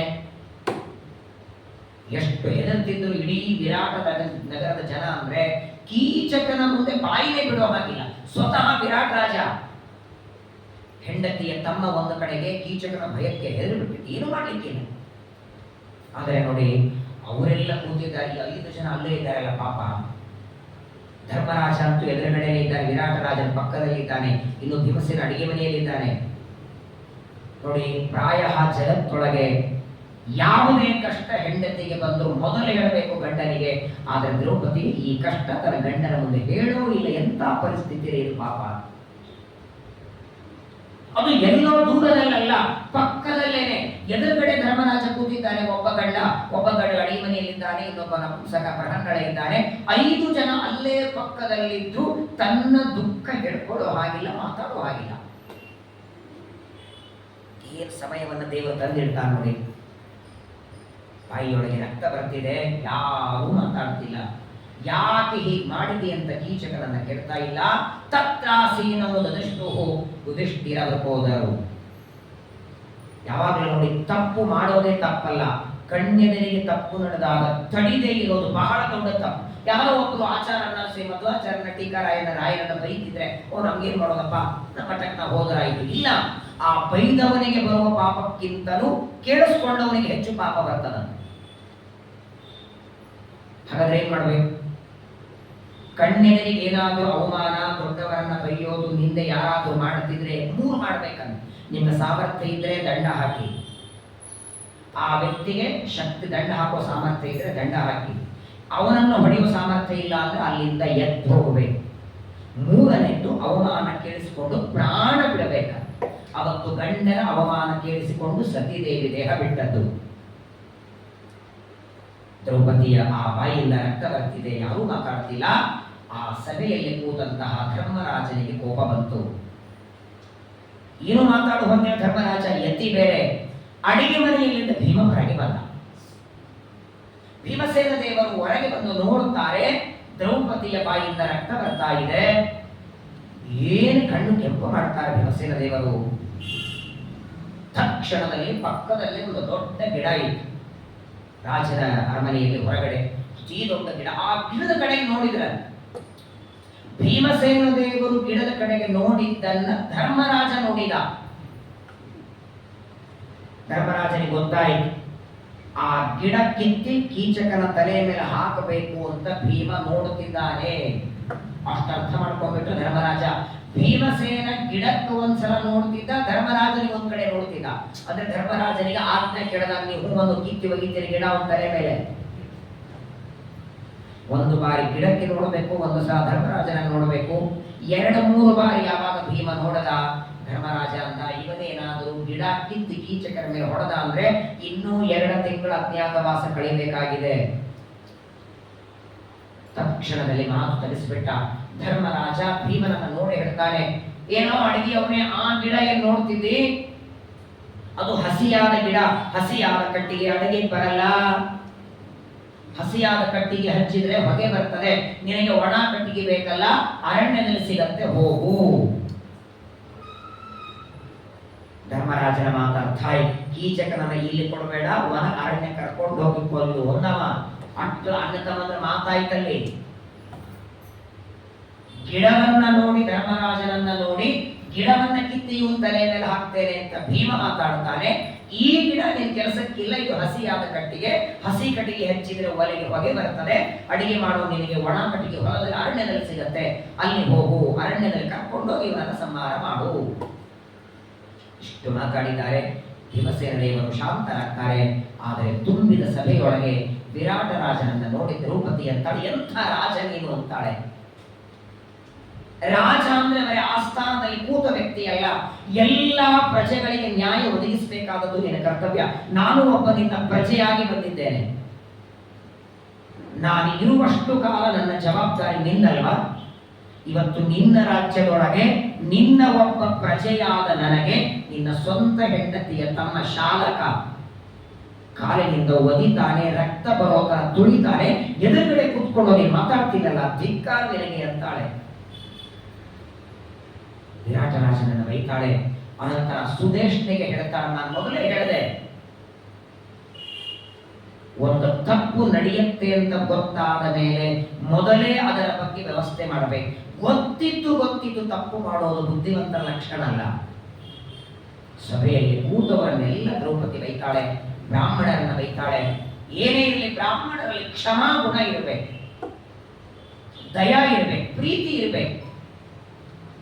ಒಂದು ಹೆಣ್ಣಾಗಿ ನಾನು ನೆಲದ ಮೇಲೆ ಬಿದ್ದು ಒದ್ದಾಡಿ ಆ ದುಷ್ಟನನ್ನು ಕೈ ಹಿಡಿದು ಕೆಳಗೆ ಹಾಕಿದರು, ನೀವ್ಯಾರು ತಿರುಗಿ ಮಾತಾಡಲಿಲ್ಲ ಅಂತ ಎಲ್ಲರನ್ನ ಬೈದು ಕೊನೆಗೆ ಅಷ್ಟು ದ್ರೌಪದಿ ಬೈತಾ ಇರುವಾಗ ವಿರಾಟ ರಾಜನಿಗೆ ಸಹನ ಆಗಲಿಲ್ಲ.